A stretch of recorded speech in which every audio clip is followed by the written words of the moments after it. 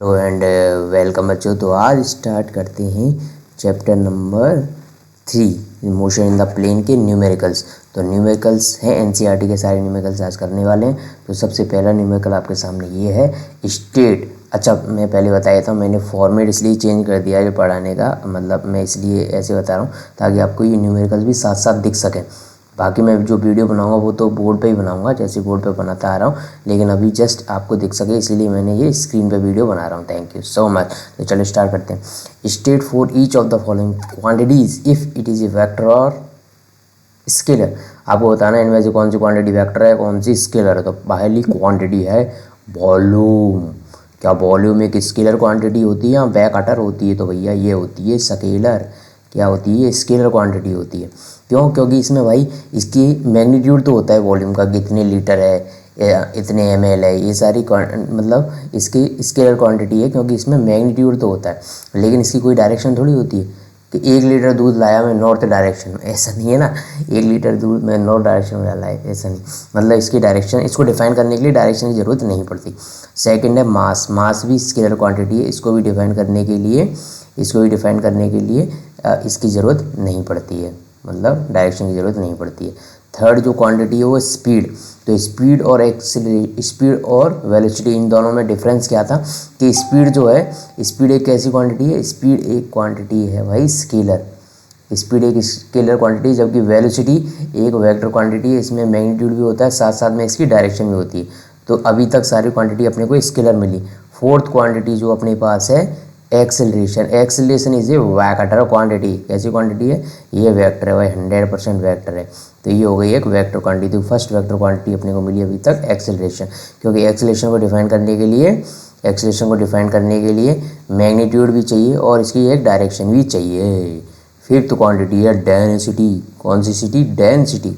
Sir ये किधर पड़ती है? ये जयपुर से थोड़ा आगे जाके 200 किलोमीटर पड़ती है। एक सिटी है जिसका नाम है अरे ये कोई सिटी नहीं है। ये डेंसिटी होती है मास पर यूनिट वॉल्यूम।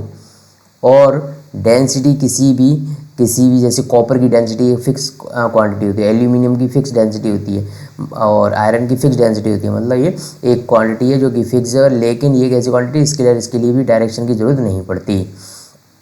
तो ये भी स्केलर क्वांटिटी। 6 है नंबर ऑफ मोल्स। तो यहाँ पे जब नंबर की बात हो गई भाई, जब बात नंबर की हो गई तो भाई नंबर कैसे कोई वेक्टर हो सकता है? नंबर मतलब एक क्वांटिटी है, इसमें कोई डायरेक्शन तो होती ही नहीं। मतलब नंबर ऑफ मोल्स कैसी क्वांटिटी है? स्केलर। ये भी एक स्केलर क्वांटिटी है। 7th है वेलोसिटी। तो भाई वेलोसिटी तो मैंने अभी आपको बताई थी, ये कैसी क्वांटिटी है? एक ये है वेक्टर। तो वेक्टर हो गई। तो अभी तक अपने को ये वेक्टर ये मिल गई एक, और एक मिली एक्सेलरेशन। तो 2 क्वांटिटी वेक्टर मिल चुकी हैं। फिर एंगुलर फ्रीक्वेंसी।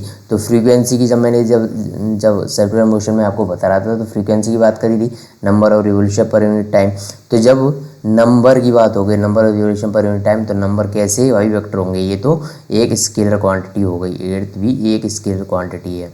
फिर बात करते हैं displacement. Yes, it is a vector quantity. Displacement is a vector quantity. और वेक्टर क्वांटिटी क्यों है ये? क्योंकि जब डिस्प्लेसमेंट और दूसरी बात है डिस्टेंस, जब दोनों में डिफरेंस मैंने बताया था, जब motion in the straight line पढ़ा रहा था तभी बताया था, और वहाँ पर मैंने आपको क्लियर कट बताया था। क्या बताया था क्लियर कट? कि displacement is a vector quantity, क्योंकि इसकी एक फिक्स डायरेक्शन होती है। मतलब ये है तो डिस्टेंस, लेकिन किस डायरेक्शन में? इनिशियल पॉइंट से लेकर फाइनल पॉइंट तक की साइड में जाता हुआ एक वेक्टर होता है।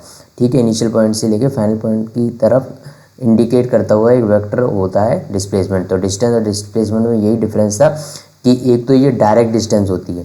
डिस्टेंस तो क्या होती है? किसी भी, जैसे आप इस पॉइंट से लेके इस पॉइंट तक जाना चाहते हो तो कई सारे रास्ते आप ऐसे घूम के, इधर से घूम के कैसे भी जा सकते हो। लेकिन यदि आप इस लाइन के अलॉन्ग चलते हो, मतलब स्ट्रेट लाइन के अलॉन्ग चलते हो, तब इस डिस्टेंस को बोलेंगे डिस्प्लेसमेंट। सबसे पहली बात तो ये शॉर्टेस्ट डिस्टेंस जो भी होगी वो डिस्प्लेसमेंट होगा। ठीक है। नंबर 2, डिस्टेंस की कोई डायरेक्शन नहीं होती, मतलब इसको डिफाइन करने के लिए डायरेक्शन की जरूरत नहीं पड़ती, लेकिन डिस्प्लेसमेंट के लिए डायरेक्शन की जरूरत पड़ेगी। और वो डायरेक्शन क्या होगी? इनिशियल पॉइंट से लेके फाइनल पॉइंट की तरफ जाता हुआ एक वेक्टर। तो ठीक है, डिस्प्लेसमेंट कैसी क्वांटिटी हो गई? वेक्टर। तो एक वेक्टर ये मिल गई। नेक्स्ट है एंगुलर वेलोसिटी। तो वेलोसिटी की यदि बात हो जाए, जब बात वेलोसिटी की आ जाए तो वो एक वेक्टर क्वांटिटी होती है, चाहे वो एंगुलर वेलोसिटी हो, चाहे वो कोई सी वेलोसिटी। एंगुलर वेलोसिटी मतलब ओमेगा, v=ओमेगा r, ये भी आपको पता होगा। और क्लियरली इसको डिफाइन करने के लिए v= आर क्रॉस ओमेगा, ये भी आपको पता होगा। और omega equals to V perpendicular upon R, ये भी आपको पता होगा। यदि आपने मुझसे ये सारी चीज़ें पढ़ रखी हैं तो आपको 100% ये सारी चीज़ें पता होगी। नेक्स्ट है pick out the two scalar quantity in the following list. इन सारी क्वांटिटीज में से आपको वो क्वांटिटी बतानी है जो कि स्केलर है। तो फर्स्ट है फोर्स। फोर्स किसी भी पॉइंट पे लगता है तो एक पर्टिकुलर डायरेक्शन होती है भाई उसकी, कि किस डायरेक्शन में फोर्स लगता है, उससे बहुत सारी डिफरेंस आ जाता है। मतलब फोर्स के लिए मैग्नीट्यूड के साथ साथ में डायरेक्शन की जरूरत पड़ती है। मतलब ये तो एक vector quantity. Angular momentum, momentum भी भाई एक वेक्टर क्वांटिटी है, ये भी एक वेक्टर क्वांटिटी है, ठीक है। वर्क, अब बात करते हैं वर्क की। वर्क होता है एफ डॉट एस। एफ एक वेक्टर क्वांटिटी है, एस मतलब डिस्प्लेसमेंट भी एक वेक्टर क्वांटिटी है। और जब डॉट प्रोडक्ट आता है तो फाइनल जो चीज़ आती है अपने पास, जब डॉट प्रोडक्ट लेते हैं डॉट प्रोडक्ट से मिलता क्या अपने को, स्केलर मिलता है। ये आपको पता होना चाहिए। क्यों पता होना चाहिए?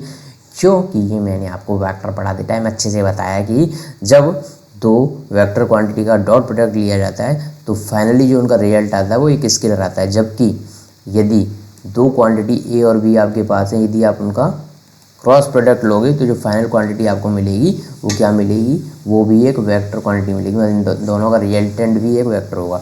तो फर्स्ट क्वांटिटी अपने को मिली वर्क, जो कि एक स्केलर क्वांटिटी। नेक्स्ट है करंट। तो भाई करंट भी एक स्केलर क्वांटिटी है। कैसी क्वांटिटी है? Scalar, scalar quantity. इसमें भी डायरेक्शन की जरूरत नहीं पड़ती। आप बोलोगे नहीं, करंट की दूसरा डायरेक्शन डिफाइन होती है कि जो करंट होता है वो पॉजिटिव चार्ज होता है, पॉजिटिव चार्ज जिस डायरेक्शन में फ्लो करते हैं उस डायरेक्शन में करंट की डायरेक्शन होती है, और नेगेटिव डायरेक्शन के अपोजिट। लेकिन बच्चों क्या आपने कभी देखा है एम्पियर, एम्पियर यूनिट होती है ना करंट की, आपने डिफाइन करने के लिए कभी करंट को डायरेक्शन की यूज़ किया है कि जो करंट फ्लो हो रही है वो नॉर्थ डायरेक्शन में हो रही है, ईस्ट डायरेक्शन में हो रही है, वेस्ट डायरेक्शन? नहीं, ऐसा नहीं। वो करंट की फ्लो की एक वो बताता है, मतलब कि करंट किस डायरेक्शन में फ्लो होता है। लेकिन उसको डिफाइन करने के लिए हमेशा, करंट को डिफाइन करने के लिए हमेशा आपको डायरेक्शन की जरूरत नहीं पड़ती। मतलब करंट एक कैसी क्वांटिटी, स्केलर। तो अपने को दो क्वांटिटी चाहिए थी स्केलर, वो अपने को मिल चुकी है, वर्क और करंट। बाकी सारी क्वांटिटीज़ वेक्टर क्वांटिटीज़ हैं। देखो वेलोसिटी के बारे में तो आप बता चुका हूँ मैं, चाहे एवरेज वेलोसिटी हो चाहे रिलेटिव वेलोसिटी हो। वेलोसिटी एक कैसी क्वांटिटी हो जाएगी, वेलोसिटी हो जाएगी vector quantity. Magnetic movement, electric field, ये भी वेक्टर क्वांटिटी है। लेकिन अभी अपने को ये चीज़ें नहीं देखनी। क्यों नहीं देखनी? सर देखेंगे हम तो, अरे आगे जब पढ़ोगे ना 12th क्लास में आएंगे ये सारे चैप्टर, तब आप देख लेना। जब भी कोई क्वांटिटी अपन पढ़ा करेंगे तो उसके बारे में ये चर्चा तो होगी होगी कि ये वेक्टर क्वांटिटी है, स्केलर क्वांटिटी। नेक्स्ट है pick out the only vector quantity in the following list. इस पूरी लिस्ट में सिर्फ एक ही क्वांटिटी है जो वेक्टर है। तो भाई टेम्परेचर एक स्केलर क्वांटिटी होती है भाई। टेम्परेचर कोई ऐसा नहीं है कि आप इस डायरेक्शन से टेम्परेचर नापोगे तो कुछ और आएगा, इस डायरेक्शन से कुछ अलग आएगा, बिल्कुल नहीं आएगा। टेम्परेचर एक स्केलर क्वांटिटी है। प्रेशर भी एक स्केलर क्वांटिटी है।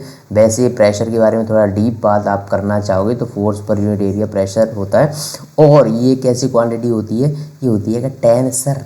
टेंसर क्या होती है सर? टेंशन नहीं लेनी अपने को, आपको टेंसर की टेंशन नहीं लेनी है। टेंसर क्वांटिटी एक बार देखूं मेरा वीडियो भी दिख रहा है या नहीं, मेरा फ़ोन तो बंद हो गया है।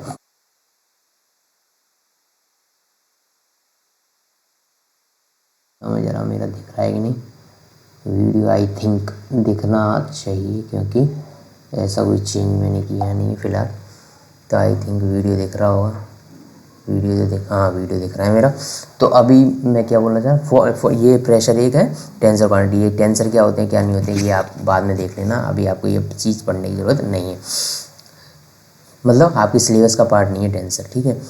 मतलब इसकी डायरेक्शन देखो कैसे होगी, जो फोर्स और एरिया है वो एक दूसरे के परपेंडिकुलर होते हैं। इस केस में, प्रेशर के केस में, जो अपन एरिया मतलब जो फोर्स होती है वो एरिया के परपेंडिकुलर वाली लेते हैं, ठीक है। वो सब छोड़ो, प्रेशर की फोर्स पर यूनिट एरिया होती है, और एक ये स्केलर क्वांटिटी। अभी इतना याद रखो।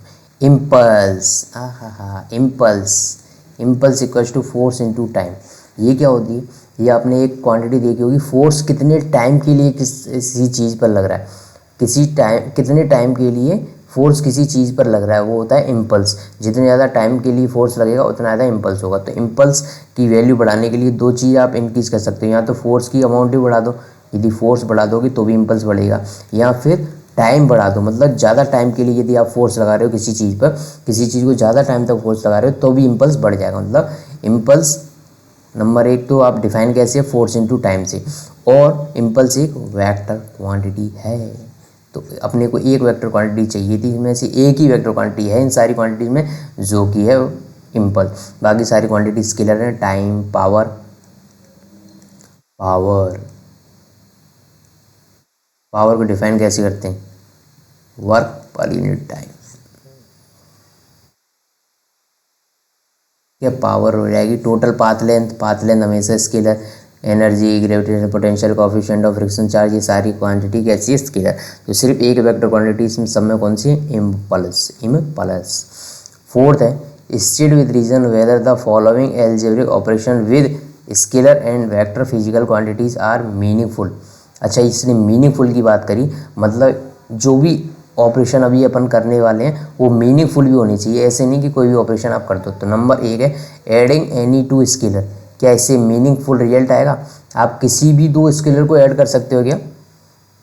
आप स्केलर को ऐड कर सकते हो। जैसे टेम्परेचर है, एक टेम्परेचर है 10 डिग्री सेंटीग्रेड, दूसरा टेम्परेचर है आपका 25 डिग्री सेंटीग्रेड। तो आप दोनों को ऐड कर सकते हो, बिल्कुल कर सकते हो, T1 + T2। लेकिन क्या इस एग्जाम्पल से ये पता चल रहा है कि एनी किसी भी दो स्केलर को ऐड करने पे आपको एक जो क्वांटिटी मिलेगी वो मीनिंगफुल होगी? नहीं, बिल्कुल नहीं। मैं आपको बोल रहा हूँ कि आपको टेम्परेचर है 10 डिग्री सेंटीग्रेड और एक स्पीड है भाई 10 मीटर पर सेकेंड। ठीक है, क्या आप इन दोनों को ऐड कर सकते हो? बिल्कुल नहीं, कोई भी मीनिंगफुल रिजल्ट नहीं आएगा। आप टेम्परेचर में स्पीड को कैसे ऐड कर दोगे? दोनों की यूनिटी सेम नहीं है। जबकि ये दोनों क्वांटिटीज़ में देखी जाए, दोनों क्वांटिटी देखी जाएंगी तो ये दोनों क्वांटिटीज़ कैसी है? स्केलर है। तो क्या आप किसी भी दो स्केलर क्वांटिटी को ऐड कर सकते हो? नहीं। तो फर्स्ट तो आपको मीनिंगफुल रिजल्ट नहीं देगा, तो फर्स्ट तो नहीं देगा। Adding a scalar to a vector of the same direction. Adding a scalar to a vector of the same dimension, sorry direction in dimension. क्या आप, क्योंकि स्केलर की तो डायरेक्शन होगी नहीं ना, तो डायरेक्शन की बात नहीं हो सकती यहाँ पे।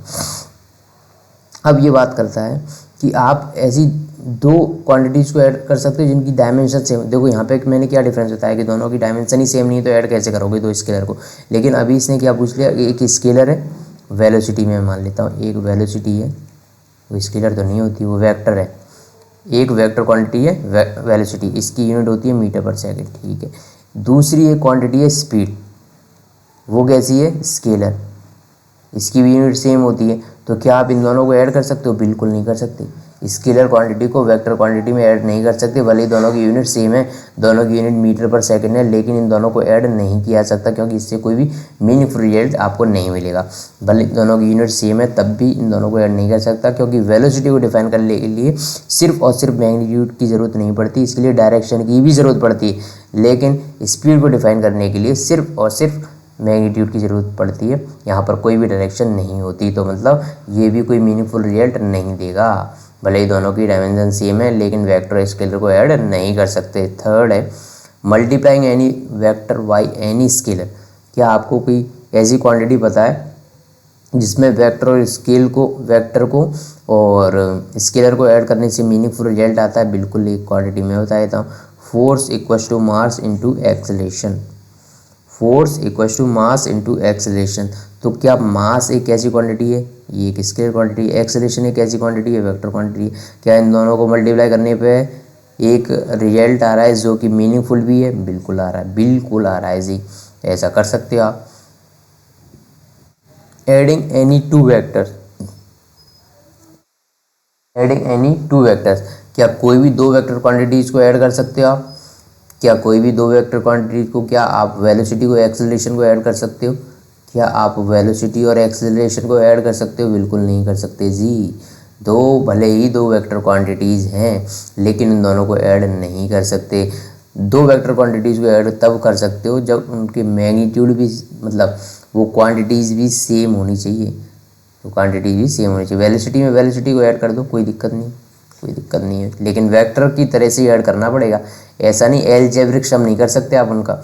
ऐसी वेलोसिटी आपको यदि दे रखी है 2i + 4j और दूसरी वेलोसिटी आपको दे रखी है भाई 2i, तो आप ऐसे ऐड नहीं कर सकते कि 2 4 6 हो गया, ये 6 और 2 8 हो गया। नहीं, इनको वेक्टर की तरह ही ऐड करना पड़ेगा, इनको एलजेब्रिकली ऐड नहीं किया जा सकता। ठीक है, तो ये स्टेटमेंट मतलब एडिंग एनी टू वेक्टर गलत है।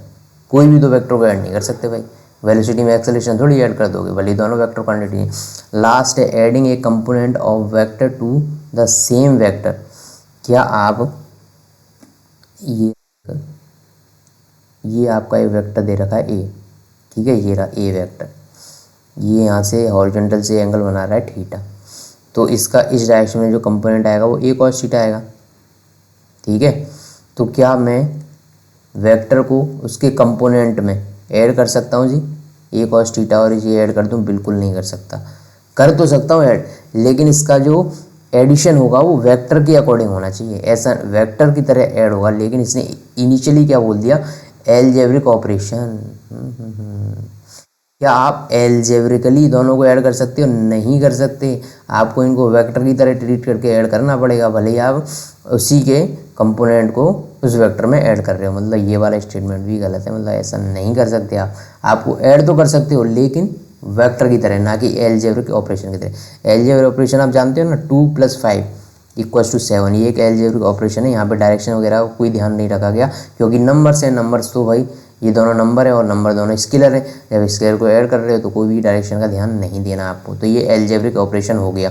लेकिन यदि आप दो वेक्टर को ऐड करते हो तो आपको वेक्टर एडिशन करना पड़ेगा, एलजेब्रिक ऑपरेशन से काम नहीं चलेगा, समझ गए आप। इसीलिए ये लास्ट स्टेटमेंट भी सही नहीं है, मतलब आप ऐसा नहीं कर सकते।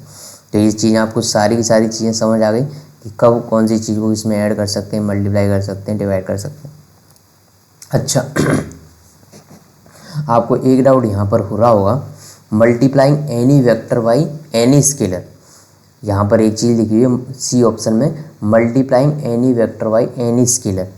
अच्छा मैंने आपको जो एग्जांपल दिया था, force equals to mass into acceleration, यहाँ से एक मीनिंगफुल रिजल्ट आया था कि फोर्स की वैल्यू आ गई थी मास और एक्सेलरेशन को मल्टीप्लाई करके। लेकिन क्या किसी भी स्केलर और किसी भी वेक्टर को मैं मल्टीप्लाई कर सकता हूँ? उससे मीनिंगफुल रिजल्ट भी मिलेगा क्या? उससे मीनिंगफुल रिजल्ट भी मिलेगा क्या यदि मैं ऐड कर, मतलब मास को मल्टीप्लाई कर देता हूँ वर्क से? वर्क तो फिर वैसी क्वांटिटी है,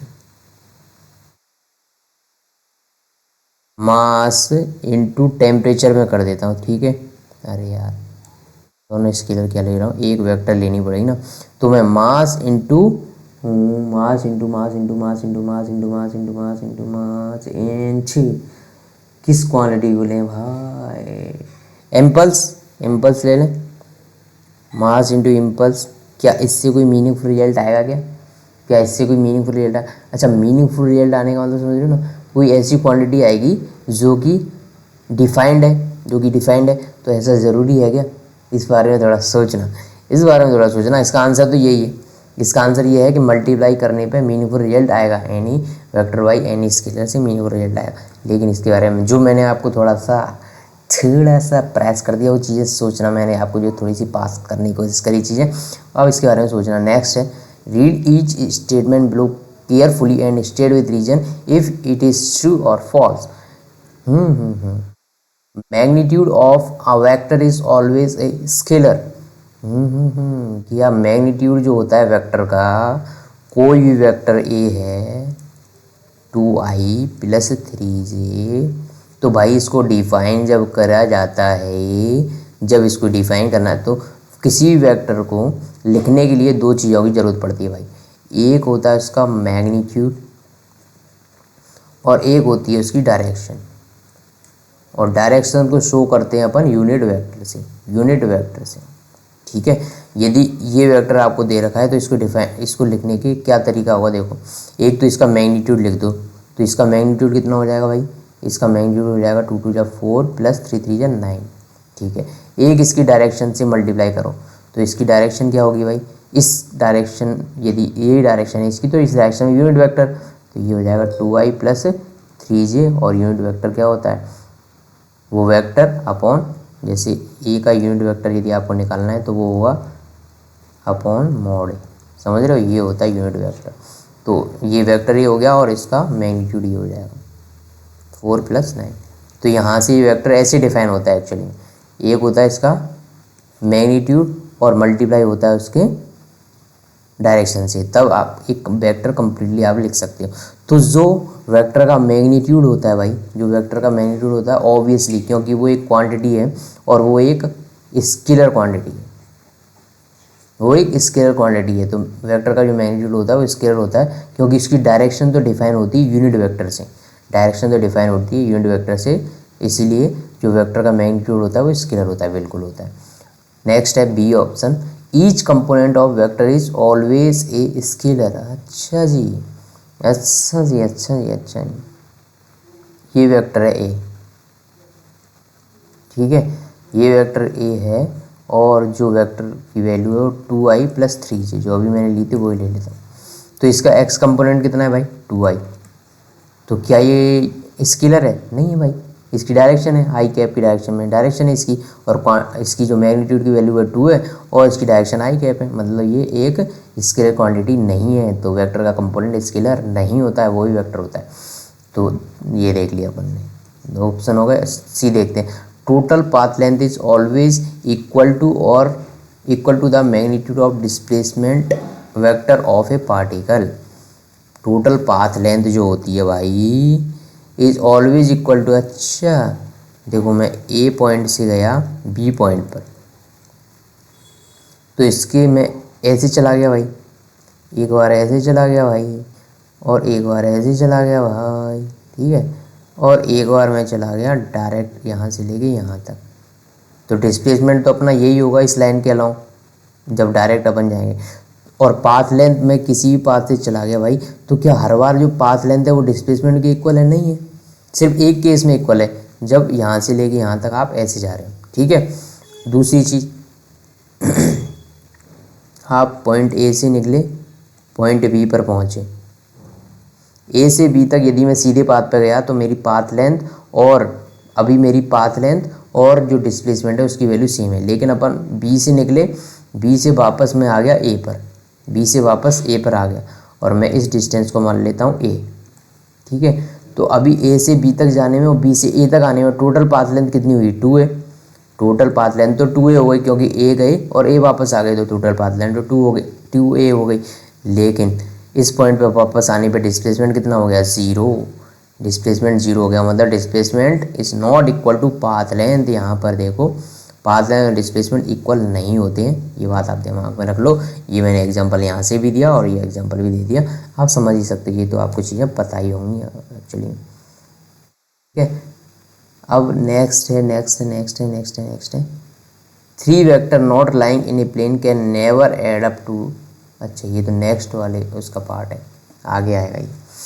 establish the following inequalities geometrically और अदरवाइज, आपको ये इनइक्वलिटी प्रूव करनी है ज्योमेट्रिकली या तो अदरवाइज। तो आपको पहली इनइक्वलिटी है vector A plus vector B का जो मैग्नीट्यूड होता है, तो वेक्टर और ए और बी का मैग्नीट्यूड निकालते कैसे हो? ऐसे, A square plus B square, यहाँ पर मैं लिखूँ mod A square plus mod B square plus 2 mod A mod B cos of theta, ऐसे निकालते हो भाई। अच्छा, इसने बोला है कि वेक्टर ए और वेक्टर बी का जो सम होता है वो लेस देन और इक्वल होता है इसके, ठीक है, इसके लेस देन और इक्वल होता है। लेस देन और इक्वल किसी चीज़ की मतलब ए प्लस बी की मैक्सिमम वैल्यू ये हो सकती है, समझ रहे हो। ए प्लस बी का यदि मैं एडिशन करूँ तो उसकी मैक्सिमम वैल्यू वेक्टर ए का मॉड प्लस वेक्टर बी का मॉड ये हो सकती है, समझ रहे हो। यदि ये मैक्सिमम वैल्यू होगी तभी तो बाकी सारे केसेस में ये वैल्यू इससे छोटी होगी। तो मुझे प्रूव करना है कि जो इसकी जो मैक्सिमम वैल्यू है ए प्लस बी की मैक्सिमम वैल्यू वो ए का मॉड प्लस बी का मॉड है, तो प्रूव करते हैं। इसका अपन ने मैग्नीट्यूड देख लिया। अब मुझे ये बताओ कि ये अंदर जो वैल्यू लिखी हुई है वो मैक्सिमम कब होगी? जब कब होगी? देखो ए बी ये तो फिक्स हो गई वैल्यू, इनकी कोई भी वैल्यू होगी। ए मान लो 10 है इसका मैग्नीट्यूड, बी का मैग्नीट्यूड मान लो 20 है। ए और बी तो पहले से ही पता है कि इसके मैग्नीट्यूड फिक्स हो गए एक तरह से। अब आप इसको वैल्यू को मैक्सिमाइज करने के लिए क्या करोगे? इस वाली टर्म को 2ab cos थीटा को मैक्सिमम करने की कोशिश करोगे। और कैसे मैक्सिमम करने की कोशिश करोगे? ए और बी के मैग्नीट्यूड तो फिक्स है, तो लेकिन आप cos थीटा की वैल्यू चेंज कर सकते हो। तो cos थीटा की मैं ऐसी क्या वैल्यू लिखूँ ताकि ये 2ab cos थीटा की वैल्यू मैक्सिमम हो जाए? तो cos थीटा की मैक्सिमम वैल्यू ले लूँ, और cos थीटा की मैक्सिमम वैल्यू होती है 1। cos थीटा की मैक्सिमम वैल्यू होती है 1। ये आपने ग्राफ देखा होगा भाई इसका, ये ग्राफ है इसका, ये ग्राफ है इसका cos थीटा का। तो cos 0 की वैल्यू कितनी होती है? 1, और यहाँ पर जब 90 हो जाता है cos थीटा मतलब एंगल 90 है, तब इसकी वैल्यू होती है 0 और फिर 180 पे हो जाती है -1। तो -1 से +1 तक cos थीटा की वैल्यू वेरी करती है और मुझे चाहिए मैक्सिमम वैल्यू। मिनिमम वैल्यू कितनी होती है -1। cos थीटा की मिनिमम वैल्यू होती है -1 और मैक्सिमम वैल्यू होती है 1। मुझे ये क्वांटिटी चाहिए थी मैक्सिमम, तो cos थीटा की कौन सी वैल्यू लूँगा 1। तो मैं यदि 1 वैल्यू ले लेता हूँ भाई, तो ये हो जाएगा mod a का स्क्वायर प्लस mod b का square plus 2 mod a mod b। A square plus B square plus 2ab, ये फॉर्मूला किसका है? ये फॉर्मूला किसका है? मुझे तो लगता है ये इसका फॉर्मूला है ए प्लस बी का whole square, a square plus B square plus 2ab। तो यहाँ से ये वैल्यू आ गई mod a plus mod b। तो ए प्लस बी का मैग्नीट्यूड की मैक्सिमम वैल्यू कितनी आ रही है? mod a plus mod b। बाकी सारे केसेस में ये वैल्यू छोटी ही होगी, क्योंकि जब मैक्सिमम वैल्यू इतनी है तो बाकी सारे केसेस में वैल्यू छोटी होगी। तो ये वाले पहली इनइक्वलिटी प्रूव हो चुकी है भाई। पहली इनइक्वलिटी मैंने प्रूव कर दी है आपके सामने, आपके कंप्यूटर की स्क्रीन पर। नेक्स्ट इनइक्वलिटी आपके सामने ही आपकी नज़रों की सामने है जी, है जी, ध्यान दीजिएगा जी, ध्यान दीजिएगा जी। नेक्स्ट है बी। बी में आपसे पूछा है कि ए प्लस बी वेक्टर का जो मॉड होगा क्या होगा? अभी मैंने मिटा दिया, इसको मिटाना नहीं चाहिए था, वही होगा mod a का स्क्वायर प्लस mod b का square plus 2 mod a mod b cos theta. यही इसकी वैल्यू होगी भाई मैक्सिमम, नहीं सॉरी यही वैल्यू होगी इसकी। अब मुझे चाहिए कि इसने पूछा है ए प्लस बी का जो समीशन होता है वेक्टर सम, उसका जो मॉड होता है वो हमेशा ग्रेटर देन और इक्वल टू होता है इसके ए माइनस बी के मॉड के। A mod minus B mod का मॉड के ग्रेटर देन इक्वल टू होता है। इससे क्या समझते हो आप कि इसकी जो मिनिमम वैल्यू होती है वो ये होती है। यदि इसकी मिनिमम वैल्यू ये होगी तभी तो बाकी सारे केसेस में ये बड़ी होगी इससे वैल्यू। तो इसकी मिनिमम वैल्यू निकालना चाह रहे तो मिनिमम वैल्यू मैंने आपको बताया, क्योंकि ए बी ये तो फिक्स हो गए, आप सिर्फ थीटा में चेंज कर सकते हो। तो cos थीटा की वैल्यू मिनिमम रखनी पड़ेगी तभी ये टर्म मिनिमम आएगी। तो भाई ये मिनिमम कब आती है? cos थीटा की मिनिमम वैल्यू क्या होती है? मैंने अभी आपको बताई, वो होती है -1। तो यहाँ पर -1 पुट कर दो भाई, तो -2ab cos theta, 2ab cos theta. ये नहीं, cos थीटा तो गायब हो गया, -1 वैल्यू रख दी तो cos थीटा गायब हो गया यहाँ से। तो ये भाई क्या है? Under root of a minus b का whole square, under root of a minus b का होल स्क्वायर। इसका मतलब मिनिमम वैल्यू यदि ये है भाई इसकी, तो बाकी सारे केसेस में वैल्यू इससे छोटी या बराबर ही होगी।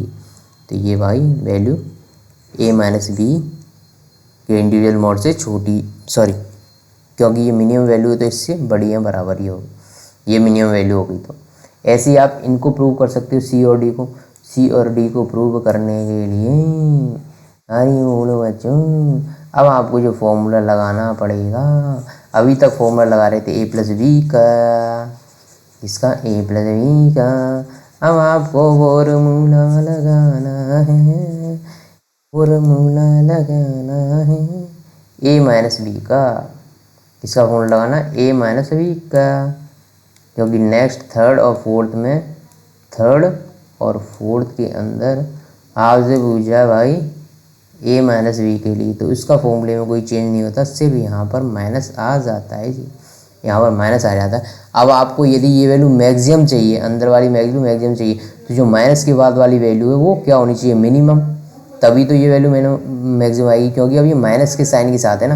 यदि मैं इसको मिनिमम पुट कर दूंगा तब ये होल वैल्यू, मतलब जो रूट के अंदर जो टोटल वैल्यू लिखी हुई है वो मैक्सिमम हो जाएगी। तो इसको मिनिमम करोगे तो cos थीटा कितना हो जाएगा? -1। तो एक बार cos थीटा -1 पुट कर देना। दूसरे केस में आपको मिनिमम चाहिए तो ये माइनस के साथ वाली वैल्यू मैक्सिमम होनी चाहिए। यदि ये मैक्सिमम होगी तभी तो ये होल क्वांटिटी में मिनिमम आएगी, क्योंकि ये माइनस के बाद आ रही। तो इस तरह से आप जब इन दोनों को भी प्रूव कर सकते हो, तो इन दोनों को भी प्रूव कर सकते हो। नेक्स्ट क्वेश्चन है given A B C D. अच्छा ये बहुत प्यारा क्वेश्चन है यार, ये बहुत ही प्यारा क्वेश्चन है। Given A B C D equal to 0 vector, which of the following statement are correct. देखो ए बी सी डी यदि चारों का वेक्टर सम में करता हूँ तो मुझे मिलता है नल वेक्टर। 0 वेक्टर मतलब होता है नल वेक्टर।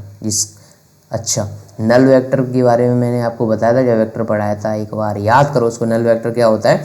नल वेक्टर वो वेक्टर होता है जिसकी मैग्नीट्यूड की वैल्यू होती है 0, लेकिन उसकी डायरेक्शन क्या होती है? उसकी डायरेक्शन कोई भी डायरेक्शन वो ले सकता है, किसी भी डायरेक्शन में वो हो सकता है, उसकी डायरेक्शन इनफाइनाइट होती है भाई, वो कोई भी डायरेक्शन ले सकता है, लेकिन इसकी मैग्नीट्यूड की वैल्यू 0 होती है। ये बात आप समझते हो ना, नल वेक्टर क्या होता है? ठीक है, अब देखते हैं। अब इसने फर्स्ट स्टेटमेंट दी है ABCD must each be null vector. अच्छा जी, ये तो बड़ी बकवास बात कर दी इसने। यदि ABCD चारों का वेक्टर सम 0 है तो इसका मतलब ये बोल रहा है कि चारों इंडिविजुअली 0 होनी चाहिए। बिल्कुल ज़रूरी नहीं है यार।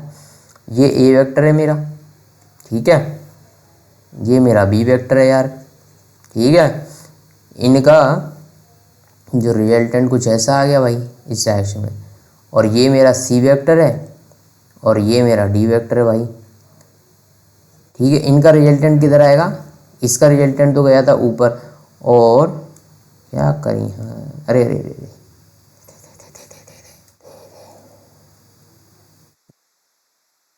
E और ये CD हो गए। अभी इसका मैग्नीट्यूड तो आया था इस डायरेक्शन में, लेकिन C और D का मैग्नीट्यूड आएगा इसकी अपोजिट डायरेक्शन में, इस डायरेक्शन। तो दोनों मिलके दोनों के रिजल्टेंट एक दूसरे को कर देंगे 0। तो इन ABCD चारों का जब मैंने सम किया तो वैल्यू मिली नल वेक्टर।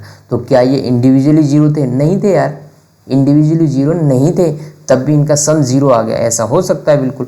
और वैसे भी यदि इसको मैं देखूँ तो जिस पॉइंट से मैंने स्टार्ट किया था यहाँ से घूम फिर के वहीं पर आ गया, तो इनका वेक्टर एडिशन समझिए ना आप 0। तो ABCD चारों का इंडिविजुअली 0 होना ज़रूरी नहीं है, उनके वेक्टर सम के 0 होने के लिए चारों का 0 होना ज़रूरी नहीं है। नेक्स्ट है the magnitude of A plus C equal to magnitude of B plus D। ये वाली बात सही है, क्योंकि यहाँ पर लिखा है A plus B plus C plus D equal to 0 लिखा है यहाँ पर। तो A प्लस C को यदि मैं इधर ही रख दूँ भाई, और B और D को इधर उधर ले जाऊँ, B और D को उधर ले जाऊँ, ये भी माइनस हो जाएगा भाई। तो यहाँ से A प्लस C की जो वैल्यू मिलेगी वो मिलेगी minus of B plus D। इस चीज़ से क्या पता चल रहा है? इस वाली चीज़ को देख के आपको पता क्या चल रहा है कि A प्लस C का जो वेक्टर सम होगा वो मैग्नीट्यूड में इक्वल होगा B प्लस D के वेक्टर सम के, लेकिन डायरेक्शन में जस्ट अपोजिट होगा। यदि A प्लस B का जो वेक्टर सम आएगा, A प्लस C का जो वेक्टर सम आएगा, मैं मान लेता हूँ उसकी वैल्यू आ रही है Z वेक्टर आ रहा है वो कोई, ठीक है। तो B प्लस D का जो मैग्नीट्यूड होगा उसका भी मैग्नीट्यूड Z वेक्टर ही आएगा, उसका भी मैग्नीट्यूड Z आएगा, लेकिन डायरेक्शन जस्ट अपोजिट होगी। मतलब मैग्नीट्यूड सेम होगा लेकिन ये माइनस Z ऐसे डिफाइन होगा, इसका सम ऐसे डिफाइन होगा। मतलब दोनों को जब ऐड करोगे तब 0 ही आएगा, और हो भी रहा था ABCD चारों का एडिशन तो 0 ही था ना। मतलब यदि A प्लस C का सम Z वेक्टर है तो B प्लस D का सम माइनस Z वेक्टर होगा। मतलब सिर्फ और सिर्फ डायरेक्शन का अंतर होगा, मैग्नीट्यूड सेम होगा। समझ गए? तो ये वाली बात बिल्कुल सही है, क्योंकि यदि मैं दोनों साइड मॉड ले लेता हूँ भाई, मॉड ले लेता हूँ तो माइनस साइन हो जाता है गायब, माइनस साइन हो जाएगा गायब, ठीक है। ये इधर माइनस था ना, ये गायब हो जाएगा मॉड लेते ही, तो बचेगा A plus C equal to B plus D। Magnitude के लिए सिर्फ डायरेक्शन दोनों की अपोजिट होगी। तो सेकंड स्टेटमेंट बिल्कुल सही है, फर्स्ट स्टेटमेंट बिल्कुल गलत था, सरासर गलत था, ये सरासर सही है जी। नेक्स्ट यहाँ पर है magnitude of A can never be greater than the sum of B plus C plus D। अच्छा जी, पहले बात करते हैं A और BCD में कुछ रिलेशन निकालना है, वो अपने को पता करते हैं, अभी निकालते हैं। तो पहले तो ये बताओ, क्या मैं इसको ऐसे लिख दूँ, A को एक साइड लिख दिया और BCD को एक साइड लिख दिया, क्योंकि मैग्नीट्यूड की बात हो रही है भाई दोनों साइड, क्योंकि इसने मैग्नीट्यूड की बात करी, मैग्नीट्यूड ऑफ A। तो भाई मैग्नीट्यूड की बात होती माइनस साइन हटा दो, क्योंकि माइनस साइन से अभी अपने को कोई मतलब नहीं है जब मैग्नीट्यूड की बात है। A का मैग्नीट्यूड इक्वल है इन तीनों के मैग्नीट्यूड के, ये बात तो अपने को पता चल गई। अब मुझे एक चीज़ बताओ, जब मैंने अभी एक क्वेश्चन आपको कराया था, A प्लस B का जो वेक्टर सम होता है वो लेस देन इक्वल होता है दोनों के इंडिविजुअल वेक्टर सम के, ठीक है। अभी अभी देखा था, क्योंकि इसकी जो मैक्सिमम वैल्यू होती है वो ये होती है, तो मतलब बाकी सारे केसेस में a प्लस बी का जो टोटल वेक्टर सम होता है a प्लस बी से इनसे कम होता है। ठीक है, ऐसे b प्लस सी प्लस डी का इससे क्या पता चल रहा है, ऐसे ही b प्लस सी प्लस डी का जो वेक्टर सम होगा वो लेस देन इक्वल होगा इंडिविजुअल मैग्नीट्यूड के सम से। समझ रहे हो, इंडिविजुअल इनके सम से, देखो यही होगा। ये बात आप समझ चुके हो, ये इससे लेस देन इक्वल होगा। यदि ये लेस देन b प्लस सी प्लस डी है क्या, ये है a वेक्टर, तो इसको मैं हटा देता हूँ, इसकी जगह पे लिख देता हूँ a वेक्टर, इसकी जगह पे लिख देता हूँ a वेक्टर का मैग्नीट्यूड यही है, ये यहाँ से देख सकते हो। तो ये बोल रहा है magnitude of a can never be greater than equal to sum of magnitude of B C D.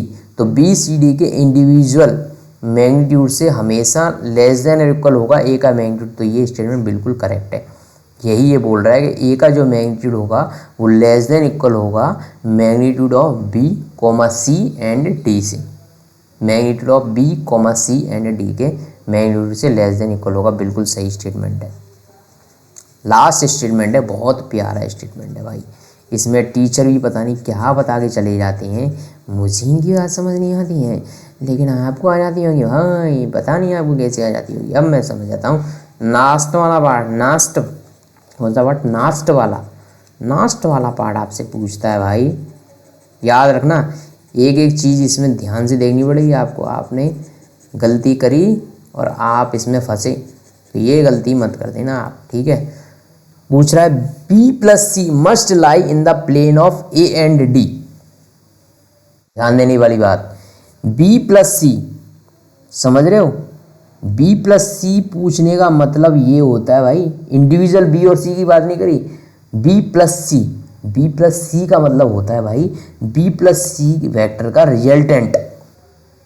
b plus सी करने का मतलब हो गया b प्लस सी का रिजल्टेंट। वो मान लेता हूँ मैं e वेक्टर आ रहा है, तो b प्लस सी लिखने का मतलब आप ये मत समझना कि b वेक्टर अलग है c वेक्टर अलग है, बिल्कुल नहीं।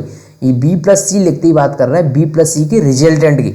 ये बात क्लियर हो गई आपके दिमाग में। पहले ये बताओ इसने b प्लस सी लिखने का मतलब आप समझे, b प्लस सी लिखते ही आप एक बात समझ लेना कि ये b प्लस सी इंडिविजुअल की बात नहीं कर रहा, b प्लस सी के सम की बात कर रहा है। b प्लस सी का सम, समझ रहे हो, यदि ये b वेक्टर है भाई और ये इधर है c वेक्टर, तो ये b प्लस सी लिखते ही इसने जो बात करी है वो सिर्फ इसने e वेक्टर की कर दी, जो इन दोनों का रिजल्टेंट है, वो इन दोनों का रिजल्टेंट है, समझ रहे हो, b प्लस सी लिखते ही।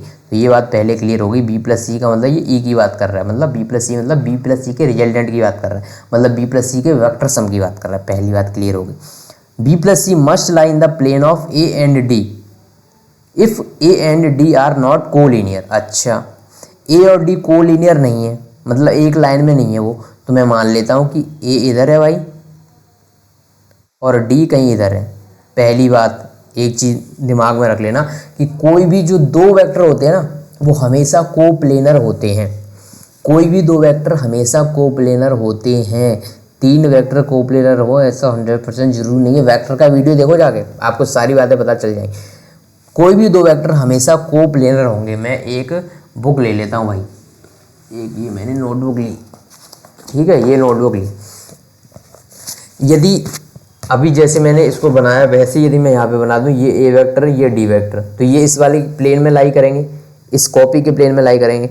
लेकिन यदि मैं ए वेक्टर इधर बना देता और बी वेक्टर कहीं बाहर बना देता तो भी ये प्लेन में लाई करेंगे। अब ये प्लेन ऐसा हो जाएगा, यदि ए वेक्टर इसी प्लेन में रहता, बी वेक्टर कहीं दूसरे प्लेन में होता तो उधर उस डायरेक्शन में प्लेन बना देता मैं, मतलब प्लेन चेंज होता जाएगा, लेकिन वो दो वेक्टर हमेशा कोप्लेनर होते हैं। पहली बात ये अच्छे से ध्यान रखना।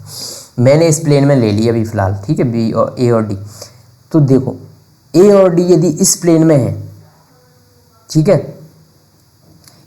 इन the plane of if A and D are not collinear, वो कोलिनियर नहीं है, कोई बात नहीं, कोलिनियर नहीं है, लेकिन कोप्लेनर तो होंगे ही होंगे। दो वेक्टर हमेशा कोप्लेनर होते ही होते हैं, ठीक है। अच्छा तो b प्लस डी का भाई कुछ सम आएगा, मैं मान लेता हूँ b प्लस डी का सम ये कुछ आ रहा है f, b प्लस डी का सम f आ रहा है। यदि b प्लस सी यदि बी प्लस सी का मतलब सिर्फ बी प्लस सी जैसे लिख दिया मैंने, इसको दिमाग से भूल जाओ, सिर्फ ई याद रखो, क्योंकि बी प्लस सी लिखने का मतलब होता है बी प्लस सी का वेक्टर सम, और वेक्टर सम मतलब उसका रिजल्ट। ठीक है, बी प्लस सी लिखने का मतलब ई मान लो। तो मैंने क्या माना भी कि ए और डी का सम आ गया, एफ आ गया, एफ वेक्टर आ गया। यदि ई समझ रहे हो, बी प्लस सी, अब मैं बी प्लस सी बार बार नहीं बोलूँगा, ई बोल रहा हूँ, ई बोलता हूँ, बात समझ जाना कि मैं बी प्लस सी की बात कर रहा हूँ। यदि ई इसी प्लेन में नहीं हुआ, जिस प्लेन में ए और डी है उसी प्लेन में यदि ई नहीं हुआ, किसी दूसरे प्लेन में चला गया, मैं मान लेता हूँ इस बाहर चला गया, वो इस कंप्यूटर स्क्रीन से बाहर की डायरेक्शन में आ गया, यदि इस डायरेक्शन में यदि वो आ गया भाई, तब उसका कुछ इन दोनों का समझ रहे, देखो एफ जो है भाई, कहाँ चला गया मेरा pen, pen pen pen pen pen pen pen pen pen pen pen pen, अरे पेन मिल गया यार, ये नहीं मिलेगा, इस टाइम पे नहीं मिलेगा यार, इस टाइम पे नहीं मिलेगा, मैं मार कर उठा लेता हूँ, कोई बात नहीं, मार कर उठा लेता हूँ। क्या हुआ तेरा वादा, मार करके बिना मैं हूँ आधा। देखो मैं इस प्लेन में मान रहा हूँ कि ए डी और इनका जो वेक्टर सम एफ है इस प्लेन में है, इस प्लेन में यदि ई वेक्टर बोलते मैं क्या बोल रहा हूँ, बी प्लस सी का सम, ठीक है। यदि ई वेक्टर भी इसी प्लेन में नहीं हुआ और इसके जस्ट अपोजिट नहीं हुआ, किसके, एफ के जस्ट अपोजिट, मतलब इसकी डायरेक्शन इसके अपोजिट और सेम मैग्नीट्यूड नहीं हुआ, तो ये नल वेक्टर नहीं बना पाएंगे। A plus b plus C plus d चारों मिलके नल वेक्टर हो ही नहीं पाएंगे, क्योंकि जो ए प्लस डी का वेक्टर तो एफ इधर आ गया, ये एफ आ गया, तो ई को क्या होना चाहिए, इसके इक्वल एंड अपोजिट, तभी ये दोनों मिलके एफ और ई मिलके यदि जीरो बनाना चाह रहे हैं, तो ये मतलब जो एफ वेक्टर होना, ई वेक्टर होना चाहिए, वो एफ के जस्ट अपोजिट होना चाहिए और इसी प्लेन में होना चाहिए।